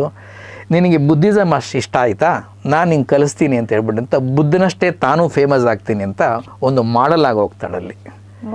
ಯಾರಿಗೆ? ಯಾರು ಆ ದಿನ್ನಗ ಇದೆ ಇವಳ ಲವರು. ಅಲ್ಲಿ ಒಬ್ಬ ಏನೋ ಕಲಾಕಾರನ ಇಟ್ಟಿರ್ತಾನೆ ಅಜಂತಾದಲ್ಲೆಲ್ಲ ಪೇಂಟಿಂಗ್ ಮಾಡೋಕ್ಕೆ. ಅವನಿಗೆ ತಾನು ಮಾಡಲ್ ಆಗಿ ಹೋಗ್ತಾಳೆ. ಅದು ಅವನಿಗೆ ಗೊತ್ತಾಗಲ್ಲ, ರೂಪದರ್ಶಿಯಾಗಿ. ಅದು ಎಷ್ಟು ಅಟ್ರಾಕ್ಟ್ ಮಾಡ್ಬಿಡ್ತಾಳೆ ಅವನ್ನ ಅಂತಂದರೆ, ಇಡೀ ಅಜಂತಾದಲ್ಲಿ ಎಲ್ಲ ಕಡೆಯೂ ಇವಳ ಮುಖನೇ ಕಾಣ್ತಾ ಇರುತ್ತೆ. ಏಕರೀತಿಯ ಮುಖ. ಅವನು ದಿನಗ ಬಂದು ನೋಡಿದಾಗ ಬೇಜಾರಾಗುತ್ತೆ, ಏನು ಎಲ್ಲ ಕಡೆಯಿಂದ ಸುಂದರವಾಗಿದೆ ಆದರೆ ಎಲ್ಲ ಕಡೆಯಿಂದ ಒಂದೇ ಆಗ್ಬಿಡ್ತಲ್ಲ ಇದು ಬುದ್ಧದ್ದು ಅಂತ ಹೇಳ್ಬಿಟ್ಟಂತ. ಆವಾಗ ಅವನಿಗೆ ಗೊತ್ತಾಗುತ್ತೆ ಆ ವಿಷ್ಣು ಶರ್ಮಾ ಪೇಂಟರ್ ಏನಿದ್ದಾನೋ ಅವನು is actually been attracted by one lady ಅಂತ. ಯಾರು ಅಂತ ಹೋಗಿ ನೋಡಿದ್ರೆ ಇವನು ಹಳೆ ಲವರು. ಅವಳ ಮೇಲೆ ರೇಗ್ತಾನೆ, ನೀನು ಈ ಥರ ಮಾಡ್ಬೋದಂತ. ಅವಳು ಹೇಳ್ತಾಳೆ, ನೀನು ಬುದ್ಧನ ಈ ಥರ ಮಾಡ್ಬೋದಾ, ನೀನು ನಾನು ಬಿಟ್ಟು ಬಂದಿದ್ದೆ ಅನ್ನಕ್ಕೆ, ಬುದ್ಧ ಭಾಳ ಗ್ರೇಟು ಅಂತ ಹೇಳ್ಬಿಟ್ಟಂತ. ಅವತ್ತಿವತ್ತು ಜಗತ್ ಪ್ರಸಿದ್ಧ, ನಾನಿವತ್ತು ಜಗತ್ ಪ್ರಸಿದ್ಧ ಆಗಿದ್ದೀನಿ ನೋಡು ಅಂತೇಳಿ. ಹೇಗೆ ಅಂದರೆ ನಿನ್ನ ಅಜಂತದಲ್ಲಿ ಎಲ್ಲ ಕಡೆಯೂ ನನ್ನ ಸೌಂದರ್ಯ, ನನ್ನ ಮುಖ ಬುದ್ಧನಷ್ಟೇ ಪ್ರಖರವಾಗಿ ಬೆಳಗ್ತಾ ಇದೆ. ಬುದ್ಧ ಹೆಂಗೆ ಪ್ರಪಂಚ ಪ್ರಸಿದ್ಧಿ ಆದನೋ ನಾನು ಹಂಗೆ ಪ್ರಪಂಚ ಪ್ರಸಿದ್ಧಿ ಆಗಿದ್ದೀನಿ. ಆ ಪ್ರಕೃತಿ ನಿನ್ನನ್ನು ಕುಕ್ಲಿ ಅಂತ ನಾನು ಇಲ್ಲಿ ಬಂದಿದ್ದು. ಆದರೆ ಅಲ್ಲಿ ಇನ್ನೊಂದು ಟರ್ನ್ ಬರುತ್ತೆ ಆ ಕತೆ ಕೊನೆಯಲ್ಲಿ. ಆ ಕತೆ ಟರ್ನ್ ಬಂದಾಗ ಇವಳು ಸುಸ್ತಾಗ್ಬಿಡ್ತಾಳೆ. ದಿನಗನ ಕಾಲಿಗೆ ಹೋಗಿ ಬಿದ್ದು ನನ್ನ ಕ್ಷಮಿಸು ಅಂತ ಹೇಳ್ತಾಳೆ. ಏನು ಟರ್ನು? ಅವನು ಹೇಳ್ತಾನೆ, ಹೌದು ನೀನು ಏನೋ ಮಾಡಿದ್ದೆಲ್ಲನೋ, ಈಗ ಆ ವಿಷ್ಣು ಶರ್ಮಾ ನಿನ್ನಿಂದ ಆಚೆ ಬರೋಕ್ಕಾಗ್ತಾ ಇಲ್ಲ. ವಿಷ್ಣು ಶರ್ಮಾ ಆರ್ಟಿಸ್ಟ್, ಕಲೆಗಾರ. ನಿನ್ನಿಂದ ಆಚೆ ಬರೋಕ್ಕಾಗ್ತಿಲ್ಲ. ಅವನಿನ್ನ ಸೃಷ್ಟಿ ಮಾಡಲಾರ ಬೇರೆ ಏನು ಹೊಸದು, ಯಾಕಂದರೆ ನಿನ್ನಲ್ಲಿ ಅಷ್ಟೊಂದು ಅವ್ನು ಇವಾಲ್ವ್ ಆಗ್ಬಿಟ್ಟಿದ್ದಾನೆ. ನಾನೀಗ ಬೇರೆ ಒಬ್ಬ ಚಿತ್ರಕಾರನ ಕರ್ಕೊಂಬರ್ತೀನಿ, ಅವನಿಗೂ ನೀನು ಸಹಾಯ ಬೇಕಾಗ್ಬೋದು, ಆದರೆ ನಿನ್ನ ಮುಖ ತೋರಿಸ್ಬೇಡ, ದೂರದಿಂದ ನೋಡಿ ನೀನು ಅವ್ನು ಏನು ಬೇಕು ಅನ್ನೋದನ್ನ ತಿಳ್ಕೊಂಡು ಅವ್ನು ಕೊಡೋಣ ಅಂತ ಹೇಳ್ತಾನೆ. ಕರ್ಕೊಂಬರ್ತಾನೆ. ಕರ್ಕೊಂಬಂದು ಆ ಕಲೆಗಾರನ ತೋರಿಸ್ತಾ ಇರ್ತಾನೆ ಚಿತ್ರಗಳನ್ನು. ಆ ಹೊಸ ಕಲೆಗಾರ ಇವಳ ಕೆಳಗೆ ಬೆನ್ನಿದೆ ಅಷ್ಟೇ. ಇದು ಯಾಕೋ ಈ ಚಿತ್ರ ನಂಗೆ ಯಾಕೋ ಪರಿಚಯ ಇದ್ದಂಗಿದೆಯಲ್ಲ ಅಂತ ಈ ಕಡೆ ತಿರುಗ್ತಾನೆ. ಅವಳದೇ ಮಗ. ಅವಳಿಗೆ ಕರುಳು ಹಿಂಡ್ದಂಗೆ ಆಗ್ಬಿಡುತ್ತೆ. ನಾನು ಏನನ್ನ ಪ್ರಪಂಚಕ್ಕೆ ಏನೋ ತೋರ್ಸೋಕೆ ಹೋಗಿದ್ದ ನನ್ನ ಸೌಂದರ್ಯ, ನನ್ನ ಮಾಟ ಮೈ ಅಂತ, ನನ್ನ ಮಗ ಅದನ್ನೇ ನೋಡಿ ಸೌಂದರ್ಯವನ್ನು ಅನುಭವಿಸ್ತಾ ಇರ್ಬೇಕಾದ್ರೆ ಏನಾಗಿರ್ಬೇಡ ಅವಳಿಗೆ. ಸೊ ಅವಳಿಗೆ ದಿಂಗ್ನಾಗನ್ನ ಯಾರ ಜೊತೆ ಮದುವೆ ಆಗಿ ಅವ್ನ ಮಗುವಾಗಿರುತ್ತೆ ಅವಳಿಗೆ? ಇನ್ನೊಬ್ಬ ರಾಜ. ಆ ರಾಜನೇ ಇದನ್ನು ಕಟ್ಟಿಸ್ತಾ ಇರ್ತಾನೆ, ಅಜಂತ ಕಟ್ಟಿಸ್ತಾ ಇರ್ತಾನೆ. ರಾಜನ ಒಪ್ಪಿಸಿ ನಾನು ಅಜಂತ ನಾನು ಅಲ್ಲಿ ನಿಂತ್ಕೊಂಡು ಕಟ್ಟಿಸ್ತೀನಿ ಅಂತ ಬಂದಿರ್ತಾಳೆ ಅವಳು. ಸೊ ಕೊನೆಗೆ ಅವಳಿಗೆ ಬೇಸರ ಆಗಿದ್ದು ದಿನಗನ ಹತ್ರ ಹೋಗಿ ಕಾಲಿಗೆ ಬಿದ್ದು ನನ್ನ ಕ್ಷಮೆ ಮಾಡಿಬಿಡು ಅಂತಂತಾಳೆ. ಅದು ಪದ್ಮಪಾಣಿ ಕತೆ. ಭಾಳ ಚೆನ್ನಾಗಿದೆ ನೋಡಿ. ಬುದ್ಧನ ಒಂದು ಸಾನ್ನಿಧ್ಯ, ಸಂಪರ್ಕ, ಸಾನ್ನಿಹಿತ್ಯ ಎಲ್ಲನೂ ಇದೆ. ಅದರ ಜೊತೆಗೆ ಇಂಥ ಒಂದು ಹಿನ್ನೆಲೆನೂ ಇದೆ. ಮಲ್ಲೇಶ್ವರಿ ಅಂತ ಶ್ರೀಕೃಷ್ಣದೇವರ ವಿಜಯನಗರ ಕಾಲದ ಶಿಲ್ಪಿಗಳನ್ನು ಕುರಿತು ಒಂದು ಸಿನಿಮಾ ಬಂದಿದೆ ಸರ್. ಇದು ಹಾಗೆ ಅಲ್ಲಿ ಈ ದೇವಾಲಯ ಶಿಲ್ಪಗಳನ್ನೆಲ್ಲ ಕಡಿತಾ ಇರುವಾಗ ಅರಮನೆಯ ಒಬ್ಬಳು ಹುಡುಗಿ ಇವರಲ್ಲಿ ಮಲ್ಲೇಶ್ವರಿ ಅಂತ ಅವರಿಬ್ಬರಿಗೂ ಪ್ರೇಮ ಪ್ರಕರಣ ಆಗೋದು, ಅದರ ಬೆಳೆಯೋದು ಸ್ವಲ್ಪ ಮಟ್ಟಿಗೆ ಹೀಗೆ ಇದೆ. One of the finest films Telugu cinema Malleswari. Nagireddy ಆಯ್ತು ಸರ್ 60 ಅದ್ಭುತವಾದಂತ. ನಾನು ಕದ್ದಿಲ್ಲ ಅದರಿಂದ. ಅಲ್ಲಲ್ಲ, ನಮ್ ಕೇಳೋರ್ಗೆ ನೀವು ಕೇಳೇ ಇಲ್ವಲ್ಲ ಅದನ್ನ. ಅಲ್ಲ ಇಂಥದ್ದು ಜಕಣಾಚಾರ್ಯ ಈಗ ಅಮರ ಶಿಲ್ಪಿ ಜಕಣಾಚಾರ್ಯ ಈ ತರ ಎಲ್ಲ ಬರುತ್ತಲ್ಲ, ಇಟ್ಸ್ ಪಾಸಿಬಿಲಿಟಿ, ಸಿಮಿಲಾರಿಟೀಸ್ ಬರುತ್ತೆ ಕತೆ. ಬಹಳ ಚೆನ್ನಾಗಿದೆ ಸರ್ ನಿಮ್ಮ ಟರ್ನ್. ನೋಡ್ತೀನಿ. ನಮ್ಮ ಸ್ಟೂಡೆಂಟ್ ನಂತರ ಒಂದು ಸ್ವಲ್ಪ ತೆಲುಗು ಪ್ರಿಯ ರುಂಡಗಂಡ ಅಂತ ಒಂದು ಕತೆ ಬರೆದೆ ಮೇಡಮ್. ನನ್ನ ಉದ್ದೇಶ ಏನೋ ಬೇರೆ ಇತ್ತು. ಆ ಕತೆ ರುಂಡಗಂಡ ಅಂತ. ಏನ್ ಸರ್ ಅರ್ಥ? ರುಂಡ ಅಂದ್ರೆ ಗೊತ್ತೋ, ಗಂಡ ಅಂದ್ರೆ ಗೊತ್ತೋ? ವಿವರ ಹೇಳೋಕೋದ್ರೆ ಬಹಳ ಉದ್ದ ಆಗುತ್ತೆ ಮೇಡಮ್. ಅದು ಇಟ್ಸ್ ಅಬೌಟ್ ಸೈನ್ಸ್ ಫಿಕ್ಷನ್ ಅದು. ಸೊ ಅದು ಕತೆ ಓದ್ದರೆಲ್ಲ ನನಗೆ ಬಂದು ಹೇಳಿದ್ದು ಹೈವದನ ಥರ ಇದೆ ಏನು ಅಂತ, ಗಿರೀಶ್ ಕಾರ್ನಾಡ್ ಅವರ ಹೈವದನ ಥರ ಅಂತ. ಆಮೇಲೆ ನಂಗೂ ಅನಿಸ್ತು, ಹೌದು ಗಿರೀಶ್ ಕಾರ್ನಾಡ್ದಲ್ಲ ಅದು, ಅದೊಂದು ಕತೆ. ಅದೊಂದು ಜಾನಪದ ಕತೆ ಅಲ್ಲ, ಇಲ್ಲ ಸಂಸ್ಕೃತದ ಕತೆ ಅದು. ಸಂಸ್ಕೃತದ? ನಾನು ಜಾನಪದ ಅಂತ ಕೇಳಿದ್ದೆ. ಸಂಸ್ಕೃತದ ಕತೆ ಇದು. ಕಥಾ ಸರಿತ್ ಸಾಗರ ಬೃಹತ್ ಕಥೆಗಳಿದೆಯಲ್ಲ, ಇದು ಎಲ್ಲಾ ಕಥೆಗಳಿಗೂ ಮೂಲ, ಅದ್ರ ಮೂಲ. ಹೌದು, ರಾಮಾಯಣ ಮಹಾಭಾರತಗಳಲ್ಲಿ ಬರೋದು ಪ್ರಾಣಿ ಕಥೆಗಳು, ಅದರ ಜೊತೆಗೆ ಈ ಪಂಚತಂತ್ರ, ಹಿತೋಪದೇಶ, ಅದಕ್ಕೆ ಮೂಲವಾಗಿರುವಂಥದ್ದು ಬೃಹತ್ ಕತೆ ಮೂಲನ ಇಟ್ಕೊಂಡು ಬರೆದಿದ್ದು ಕಥಾ ಸರಿತ್ ಸಾಗರಗಳು. ಹೀಗೆ ಕಥಾ ಸಾಹಿತ್ಯ ಬಹಳ ಪ್ರಾಚೀನ ನಮ್ಮ ದೇಶದಲ್ಲಿ ನಡೀತಾ ಇದೆ. ಸರಿ, ಬಹಳ. ಸೊ ಅದನ್ನ ಓದಿದಾಗ ಯಾಕಂದ್ರೆಲ್ಲ ಬಂದು ಹಯವದ್ನ ಥರ ಇದೆ ಅಂತಂದ್ರು, ವಿಚ್ ಇಸ್ ಟ್ರೂ. ರುಂಡಗಂಡ ಕರೆಕ್ಟ್. ಈಗ ಅರ್ಥ ಆಯ್ತು. ಅವರಿಬ್ರು ಆ ನಾಟಕನೂ ತುಂಬಾ ಮಾಡಿದ್ರು, ಅದನ್ನ ಬಹಳ ಚೆನ್ನಾಗಿದೆ ಅದು. ಸರ್, ತಾವು ಈಗ ಏನು ಬರಿತಾ ಇದ್ದೀರಿ? ನಿತ್ಯ ಬರಿತಾ ಇದ್ದೀರಿ ಅಂತ ಕಾಣುತ್ತೆ ಅಲ್ವೇ? ಬರಿತಾ ಇದ್ದೀನಿ ಮೇಡಮ್. ನೀವು ಲೇಟಾಗಿ ಶುರು ಮಾಡಿ ಸುಮಾರು 29 ಗ್ರಂಥಗಳು ಬರೆದು ಬಿಟ್ಟಿದ್ದೀರಾ. ಕಾದಂಬರಿಗಳು? ಈಗ ಒಂದು ಸೈನ್ಸ್ ಫಿಕ್ಷನ್ ಮುಗಿಸಿದೆ ಮೇಡಮ್, ಶಾರ್ಟ್ಲಿ ಪ್ರಿಂಟಿಂಗ್ ಹೋಗುತ್ತೆ. ನಮ್ಮ ಹೊಟ್ಟೆಯಲ್ಲಿರುವ ಕರುಳಲ್ಲಿರುವ ಆರ್ಗ್ಯಾನಿಸಮ್ಸು ನಮಗೆ ಗೊತ್ತಿಲ್ಲದಂಗೆ ನಮ್ಮನ್ನು ಕಂಟ್ರೋಲ್ ಮಾಡ್ತಿದ್ದಾವೆ. ಹೇಗೆ ಕಂಟ್ರೋಲ್ ಮಾಡ್ತಿದ್ದಾವೆ ಅಂದರೆ ನಾನು ಅಂದರೆ ಏನು ಅಂತ ನಾವು ಪ್ರಶ್ನೆ ಮಾಡ್ಕೊಬೇಕಾಗಿ ಬರುತ್ತೆ.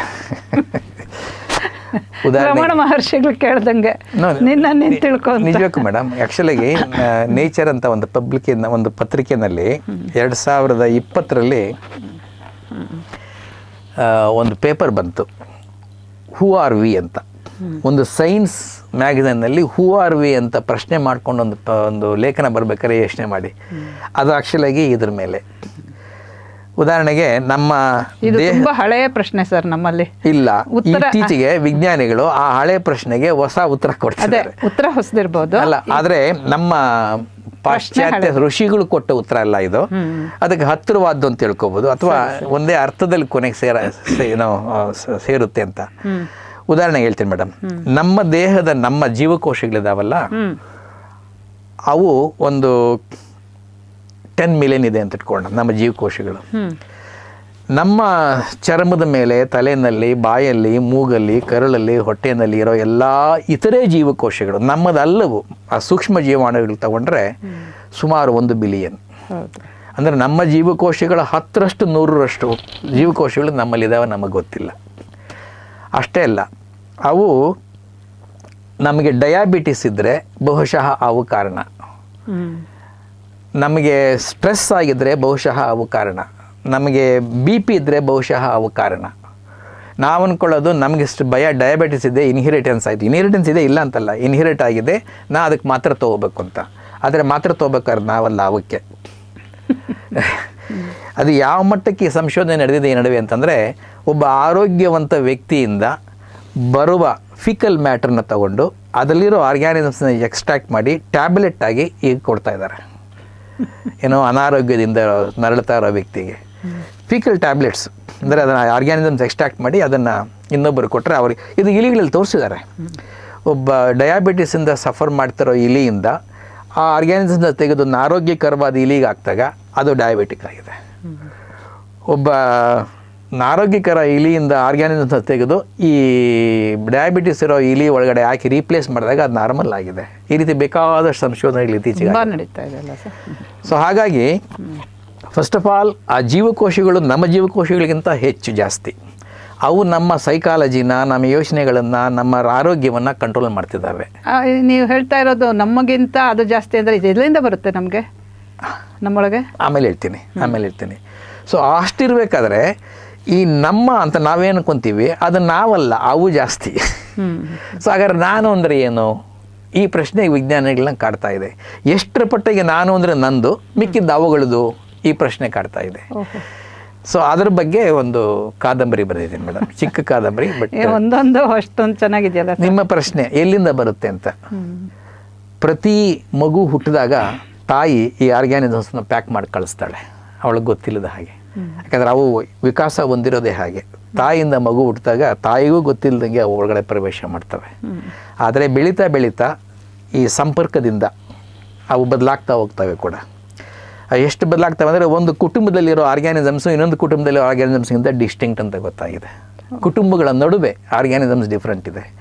ಸಸ್ಯಾಹಾರಿಗಳು ಪ್ರಾಣಾಹಾರಿಗಳ ನಡುವೆ ಆರ್ಗ್ಯಾನಿಸಮ್ಸ್ ಡಿಫ್ರೆಂಟ್ ಇದೆ. ಮಾಂಸ ಹೀಗೆ ಯಾವ ಲೆವೆಲ್ಗೆ ಹೋಯ್ತು ಅಂದರೆ, ಒನ್ ಟೈಮಲ್ಲಿ ಕೆಲವರು ನಾವು ಫಿಂಗರ್ ಪ್ರಿಂಟ್ಗಿಂತ ಜಾಸ್ತಿ ಆರ್ಗ್ಯಾನಿಸಮ್ನ ಪ್ರಿಂಟ್ ಮಾಡಿದ್ರೆ ಒಬ್ಬ ವ್ಯಕ್ತಿಯನ್ನು ಕಂಡುಹಿಡಬಹುದು ನಾವು ಅನ್ನೋ ಲೆವೆಲ್ಗೆ ಹೋಗಿದೆ. ಅದಕ್ಕೋಸ್ಕರ ನಾನು ಅಂದರೆ ಯಾರು ಅನ್ನೋ ಪ್ರಶ್ನೆ ಹುಟ್ಟುತ್ತೆ. ಸೊ ಅದ್ರ ಬಗ್ಗೆ ಆ ಕಾದಂಬರಿ ಬರೆದೆ.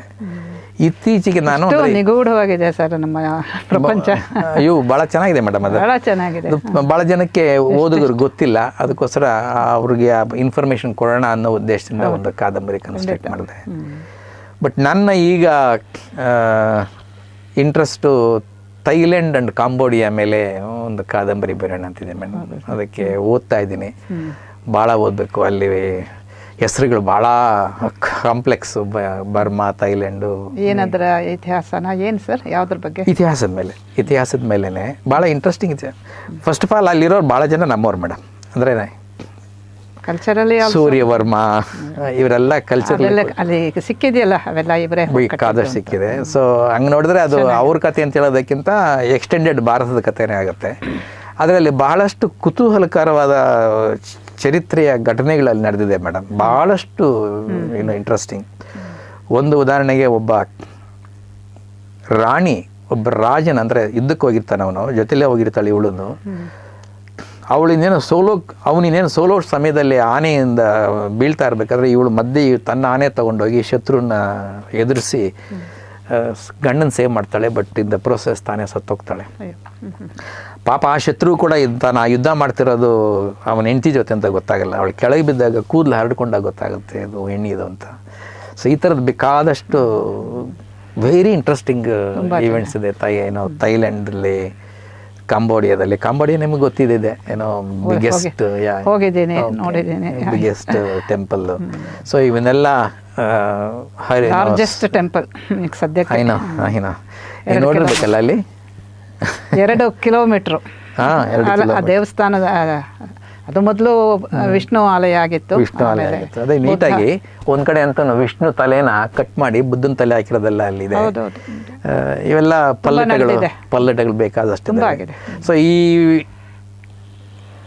ಈ ಎಪ್ಪೋಕ್ ಇಟ್ಕೊಂಡು ಒಂದು ಕತೆ ಬರಿಬೇಕಂತ ಭಾಳ ದಿವಸದಿಂದ ಆಸೆ ಇತ್ತು ಮೇಡಮ್. ಇನ್ನೊಂದ್ಸಲ ಅಲ್ಲಿ ಹೋಗ್ಬೇಕು ಅಂತಿದ್ದೀನಿ. ಓಕೆ, ನನ್ನ ಮಗಳನ್ನ ಕೇಳ್ತಾ ಇದ್ದೀನಿ ಟೈಮ್ನ, ಇಬ್ರು ಒಟ್ಟಿಗೆ ಹೋಗಿ ಬರೋಣ ಅಂತ. ಈಗ ನನ್ನ ಹೆಂಡತಿ ಇದ್ರೆ ಚೆನ್ನಾಗಿರೋದು, ಅವಳಿಲ್ಲ. ಅಟ್ಲೀಸ್ಟ್ ಮಗಳ ಜೊತೆ ಆದ್ರೂ ಹೋಗೋಣ. ಅವ್ರಿಗೆ ಹಿಸ್ಟ್ರಿ ಅಷ್ಟೊಂದು ಅವಳಿದ್ದಿದ್ರೆ ಇಷ್ಟೊತ್ತಿಗೆ ಹೋಗ್ಬಿಡ್ತಾ ಇದ್ದೆ. ಏನಾಗಿ ಹೋಗ್ಬಿಟ್ರು ಸರ್? ಅವಳಿಗೆ ಕಿಡ್ನಿ ಪ್ರಾಬ್ಲಮ್ ಇತ್ತು ಮೇಡಮ್. ಕಿಡ್ನಿ ಪ್ರಾಬ್ಲಮ್ ಇತ್ತು. ಟ್ರಾನ್ಸ್ಪ್ಲಾಂಟ್ ಮಾಡಿಸಿದ್ವಿ. ಯಾರೋ ಅವ್ರ ರಿಲೇಟಿವ್ ಒಬ್ಬರು ಕೊಟ್ಟರು. 8 ವರ್ಷ ಚೆನ್ನಾಗಿದ್ಲು. ಮಗಳ ಜೊತೆ ಒಂದು ಸಲ ಹೋಗಿ ಬಂದ್ಲು. ಇನ್ನೊಂದು ಸಲ ಹೋಗೋಣ ಅಂತ ಹೋದ್ವಿ. ಎಸ್ಟೋನಿಯಾದಲ್ಲಿ ಇದ್ದಾಳು ನನ್ನ ಮಗಳು. ಅಲ್ಲಿ ಯಾಕೋ ಅವಳಿಗೆ ಅಗ್ರವೇಟ್ ಆಗೋದು ಸ್ವಲ್ಪ ಪ್ರಾಬ್ಲಮ್ಮು. ವಾಪಸ್ ಬಂದು ಸರೋಗಿದ್ಲು. 1 ವಾರ ಚೆನ್ನಾಗಿದ್ಲು. ಬಟ್ ಆಮೇಲೆ ಮತ್ತೆ ಆಸ್ಪತ್ರೆಗೆ ಹೋಗಿ ಇನ್ ಆ್ಯಂಡ್ ಔಟ್ ಬೆಂಗಳೂರಲ್ಲೇನಾ 3 months ಇನ್ ಆ್ಯಂಡ್ ಔಟ್. ಭಾಳ ಬೇಸರ ಆಗುತ್ತೆ ಸರ್ ನಮಗೆ. ಸರ್, ನೀವು ಒಂದೊಂದು ಕಾದಂಬರಿ ಹಿನ್ನೆಲೆಯಲ್ಲೂ ಇಷ್ಟೊಂದು ಸಿದ್ಧತೆ ಮಾಡ್ತೀರಾ ನೀವು, ಅದರಲ್ಲೂ ವೈಜ್ಞಾನಿಕವಾದ, ಐತಿಹಾಸಿಕವಾದ. ಅದು ಮೋಸ್ಟ್ಲಿ ನಂದು ಹೇಗೆ ಮಾಡ್ತೀರಾ ಸರ್? ವಿಜ್ಞಾನದ ಜಾಡ್ಯ ಮೇಡಮ್. ವಿಜ್ಞಾನದಲ್ಲಿ ನಾವು ಏನೇ ಒಂದು ಪ್ರಪೋಸ್ ಮಾಡಬೇಕಾದ್ರೆ ಅಥವಾ ಏನೇ ಒಂದು ರಿಸರ್ಚ್ ಮಾಡಬೇಕಾದ್ರೆ ನಮ್ಮದು ಒಂದು ಕೆಟ್ಟ ಗುಣ ವಿಜ್ಞಾನಿಗಳದ್ದು ಅಂದರೆ, ಫಸ್ಟ್ ಕೆಟ್ಟ ಗುಣ ಅಂದರೆ ಅವ್ನು ಮಾಡಿರೋ ತಪ್ಪು ಅಂತ ಹೇಳೋದು. ಇನ್ನೊಬ್ಬರು ಮಾಡಿರೋ ತಪ್ಪು. ಅಲ್ಲ, ಅದು ತಪ್ಪು ಹುಡುಕಾಟ. ಅದು ಸತ್ಯ. ಅವ್ನು ಹೇಳಿರೋದ್ರಲ್ಲಿ ಏನೇನು ತಪ್ಪುಗಳಿದೆ ಅಂತ ಮೊದಲು ಹುಡುಕೋದೇ ನಮ್ಮ ಮೊದಲು ಕೆಲಸ, ಮೊದಲು ಬಲ. ಅದಕ್ಕೆ ಆದ್ಯತೆ. ಅದು ಏನೂ ಸಿಗಲಿಲ್ಲ, ಏನೋ ಮಾಡಿದಾನೆ ಅಂದರೆ ಓಕೆ ಅವನು ಅಪ್ರೂವ್ ಮಾಡೋಣ ಅಂತ. ದಿಸ್ ಇಸ್ ವಿಜ್ಞಾನದ ಒಂದು ರೀತಿ. ಅದು ಆ ಜಾಡ್ಯ ಮೋಸ್ಟ್ಲಿ ನನ್ನಲ್ಲಿ ಇತ್ತು ಅನಿಸುತ್ತೆ. ಹಾಗೆ ಕಾದಂಬರಿ ಬರಿಬೇಕಾದ್ರೂ ಕೂಡ ನಾನು ಬರೆದಾಗ ಇದು ಯಾರ್ಯಾರು ಏನು ತಪ್ಪುಗಳು ಕಂಡಿಡ್ತಾರೋ ಅಂತ ಪ್ರಶ್ನೆಗಳು ಬರ್ತಾವಲ್ಲ, ಅದಕ್ಕೆಲ್ಲಾನು ಸಿದ್ಧತೆ ಮಾಡಬೇಕಾದ್ರೆ ಓದಬೇಕಾಗುತ್ತೆ. ಸೊ ಏನು ಒಂದೊಂದು ಕಾದಂಬರಿಗೂ ಎಷ್ಟು ವರ್ಷ ಸಿದ್ಧತೆ ಮಾಡ್ತೀರಿ ಸರ್? ಇಷ್ಟೊಂದು ಒಳ್ಳೆ ಪ್ರಶ್ನೆ ಮೇಡಮ್, ಒಳ್ಳೆ ಪ್ರಶ್ನೆ. ಆದರೆ ಉತ್ತರ 2 ರೀತಿ. ಒಂದು, ಕೆಲವು ಕಾದಂಬರಿಗಳಿಗೆ ಭಾಳ ವರ್ಷಗಳೇ ಮಾಡಿದ್ದೀನಿ. ಕೆಲವು ಕಾದಂಬರಿಗಳು ಕೇವಲ ವಿತಿನ್ 6 months ಅಲ್ಲೇ ಬರೆಯೋದು ಇದೆ. ಉದಾಹರಣೆಗೆ ಈ ಸೆಲ್ಫಿಶ್ ಜೀನ್ ಅಂತ ಬರುತ್ತೆ ಮೇಡಮ್. ಸ್ವಾರ್ಥಿಗಳಲ್ವಾ, ಮೂಕಧಾತು ಅಂತ ಒಂದು ಕಾದಂಬರಿ ಬರೆದಿದ್ದೀನಿ. ಆ ಮೂಕಧಾತು ಅಂದರೆ ನಮ್ಮಲ್ಲಿರುವ ಆ ಧಾತುಗಳು ಅವು ಮೂಕವಾಗಿದ್ದಾವೆ, ಆದರೆ ವೆರಿ ಸೆಲ್ಫಿಶ್ ಅವೆಲ್ಲನೂ. ನಾವು ಮಾಡೋದೆಲ್ಲ, ನೀವು ಅಲ್ಲಿ ಕೂತ್ಕೊಂಡ್ರೂ ಸೆಲ್ಫಿಶು, ನಾನು ಇಲ್ಲಿ ಕೂತ್ ಮಾತಾಡ್ತಾರೋ ಸೆಲ್ಫಿಶ್, ಇವೆಲ್ಲವೂ ಸೆಲ್ಫಿಶ್ನೆಸ್. ಆ್ಯಕ್ಚುಲಾಗಿ ಈ ಸೆಲ್ಫಿಶ್ನೆಸ್ ಎವಾಲ್ವ್ ಆಗೋದಕ್ಕೆ ಕಾರಣ, ಅಥವಾ ಅದು ನಮ್ಮಲ್ಲಿರೋ ಕಾರಣ ಆ ಧಾತುಗಳು, ನಾವಲ್ಲ. ಅದನ್ನು ಅವುಗಳು ತಪ್ಪು. They are trying to survive. In the process they are now trying to make us do all this. So ಇದು ನನಗೆ ಎವಲ್ಯೂಷನ್ ವಿಷಯ ಆಗಿದ್ದರಿಂದ ನಾನು ಅದ್ರ ಬಗ್ಗೆ ಪಾಠ ಮಾಡ್ತಾ ಇದ್ದೆ, ಬೇಕಾದಷ್ಟು ಓದಿದ್ದೆ. ವಿತಿನ್ 4-5 months ಅದನ್ನ ತಲೆಗೆ ಬಂದ ತಕ್ಷಣ ನನ್ನ ಕತೆ ಬರೆದ್ಬಿಟ್ಟೆ. ಆದರೆ ಕರಿಸಿರಿಯಾನ ಉದಾಹರಣೆಗೆ, ಕರಿಸಿರಿಯಾನಕ್ಕೆ ಸುಮಾರು 4-5 ವರ್ಷ ಕೆಲಸ ಮಾಡಿದ್ದೀನಿ ಮೇಡಮ್. ಶಿಲಾಕುಲ ವಲಸೆಗೆ. ಕರಿಸಿರಿಯಾನ ಅಂದರೆ ವಿಜಯನಗರಕ್ಕೆ ಸಂಬಂಧಪಟ್ಟಿದ್ದು. ಕರಿ ಅಂದರೆ ಆನೆಗಳು, ಸಿರಿ ಅಂದರೆ ನಿಧಿ, ಯಾನ ಆನೆಗಳ ಮೇಲೆ ನಿಧಿಯ ಯಾನ ಆಗುತ್ತೆ. ವಿಜಯನಗರ ಬಿದ್ದೋದಾಗ 1500 ಆನೆಗಳ ಮೇಲೆ ಯಾರು ಎಲ್ಲಿಗೆ ತಗೊಂಡು ಹೋಗ್ತಾರೆ, ಇಲ್ಲಿಗೆ ತಗೊಂಡು ಹೋಗ್ತಾರೆ. ಅದು ಎಲ್ಲಿದೆ ಈಗ ಅಂತ ಅದ್ರ ತಿರುಮಲ ರಾಯನ ಕಡೆ. ಸೊ ನೋಡಿ, ಇದೇ ಪ್ರಶ್ನೆ ಇಂದಿರಾ ಗಾಂಧಿ ಎಮರ್ಜೆನ್ಸಿ ಕಾಲದಲ್ಲೋ ಅಥವಾ ಆಮೇಲೆ ಇವರು ಗಾಯತ್ರಿ ದೇವಿ ರಜಪೂತ ರಾಣಿ ಅವರ ಮನೇನ ಇದನ್ನೆಲ್ಲ ಎಲ್ಲಿಗೆ ಹೋಯ್ತು ಅಂತ ಇದುವರೆಗೂ ಗೊತ್ತಿಲ್ಲ. ಈಗಿನ ಕಾಲದ ಅದ್ರ ಬಗ್ಗೆ ನಂಗೂ ಆಸಕ್ತಿ ಇತ್ತು ಮೇಡಮ್. ಅಲ್ಲೋದಾಗ ಎಲ್ಲ ಹೇಳಿದ್ರು, ನಾನು ಹೋಗಿದ್ದೆ ಜೈಪುರಕ್ಕೆ, ಅಲ್ಲೆಲ್ಲ ಹೇಳಿದ್ರು. ಅದು ಏನು ಆಶ್ಚರ್ಯ. I am not afraid of the sanctity of writing it, but ವಿಷಯ ಸಿಗ್ತಾ ಇಲ್ಲ, ಏನು ವಸ್ತು ಗೊತ್ತೇ ಇಲ್ಲ ಎಲ್ಲಿ ಹೋಯ್ತು ಸಿಗ್ತಾ ಇಲ್ಲ. ಎಲ್ಲರೂ ಹೇಳ್ತಾರೆ ಆದ್ರೆ ಎಲ್ಲೂ. ಏರ್ಪ್ಲೇನ್ ಲೋಡ್ಸ್, ಇದು ಕರಿಸಿರಿ ಯಾನ, ಅದು ಏರ್ಪ್ಲೇನ್ ಯಾನ. ಆಯ್ತು. ಸೊ ಹಾಗೆ ಮೇಡಮ್. ಸರ್, ನಿಮ್ಮ ಮಾತು ಕೇಳ್ತಾ ಇದ್ದರೆ ಎಷ್ಟೊಂದು ಆಸಕ್ತಿಕರವಾದಂಥ ಹೊಸ ಹೊಸ ವಿಚಾರಗಳನ್ನು ನೀವು ಹೇಳ್ತಾ ಇದ್ದೀರಿ ಅಂದರೆ ಮಾತಾಡ್ತಾನೆ ಇರೋಣ ಅಂತ. ಆದರೆ ಸಾಕಷ್ಟು ಮಾತಾಡಿದ್ರಿಂದ ಈಗ ಸದ್ಯಕ್ಕಂತೂ ನಾವು ಇದಕ್ಕೊಂದು ವಿರಾಮ ಹಾಡೋಣ ಅಂತ. ನೀವು ಅನೇಕ ವಿಚಾರಗಳನ್ನು ತಿಳಿಸ್ಕೊಳ್ಳಿ, ನಿಮ್ಮ ಪ್ರೊಫೆಷ್ನಲ್ ಲೈಫು ಜೊತೆಗೆ ನಿಮ್ಮ ಕಾದಂಬರಿ ಲೋಕದ ಅಪೂರ್ವವಾದಂತಹ ವಿಚಾರಗಳನ್ನು ನೀವು ಅದಕ್ಕೆ ಹೇಗೆ ಸಿದ್ಧತೆ ಮಾಡ್ತೀರಾ, ನಿಮ್ಮ ಮನಸ್ಸು ಹೇಗಿರುತ್ತೆ, ಎಲ್ಲದರ ವಿಚಾರನೂ ಕೂಡ ತುಂಬ ಮುಕ್ತವಾಗಿ ಹಂಚ್ಕೊಂಡಿದ್ದೀರಾ. ಲೀಲಾಜಾಲದ ಪ್ರೇಕ್ಷಕರಿಗೆ ಇದು ಅತ್ಯಂತ ಪ್ರಿಯವಾಗುವಂಥ ಒಂದು ಸಂಚಿಕೆ ಅಂತ ಅಂದ್ಕೊಳ್ತೀನಿ. ತಾವು ನನಗೂ ಕೂಡ ಮತ್ತೆ ಮಾತಾಡೋದು ಭಾಳ ಲೀಲವಾಗಿತ್ತು ಮೇಡಮ್.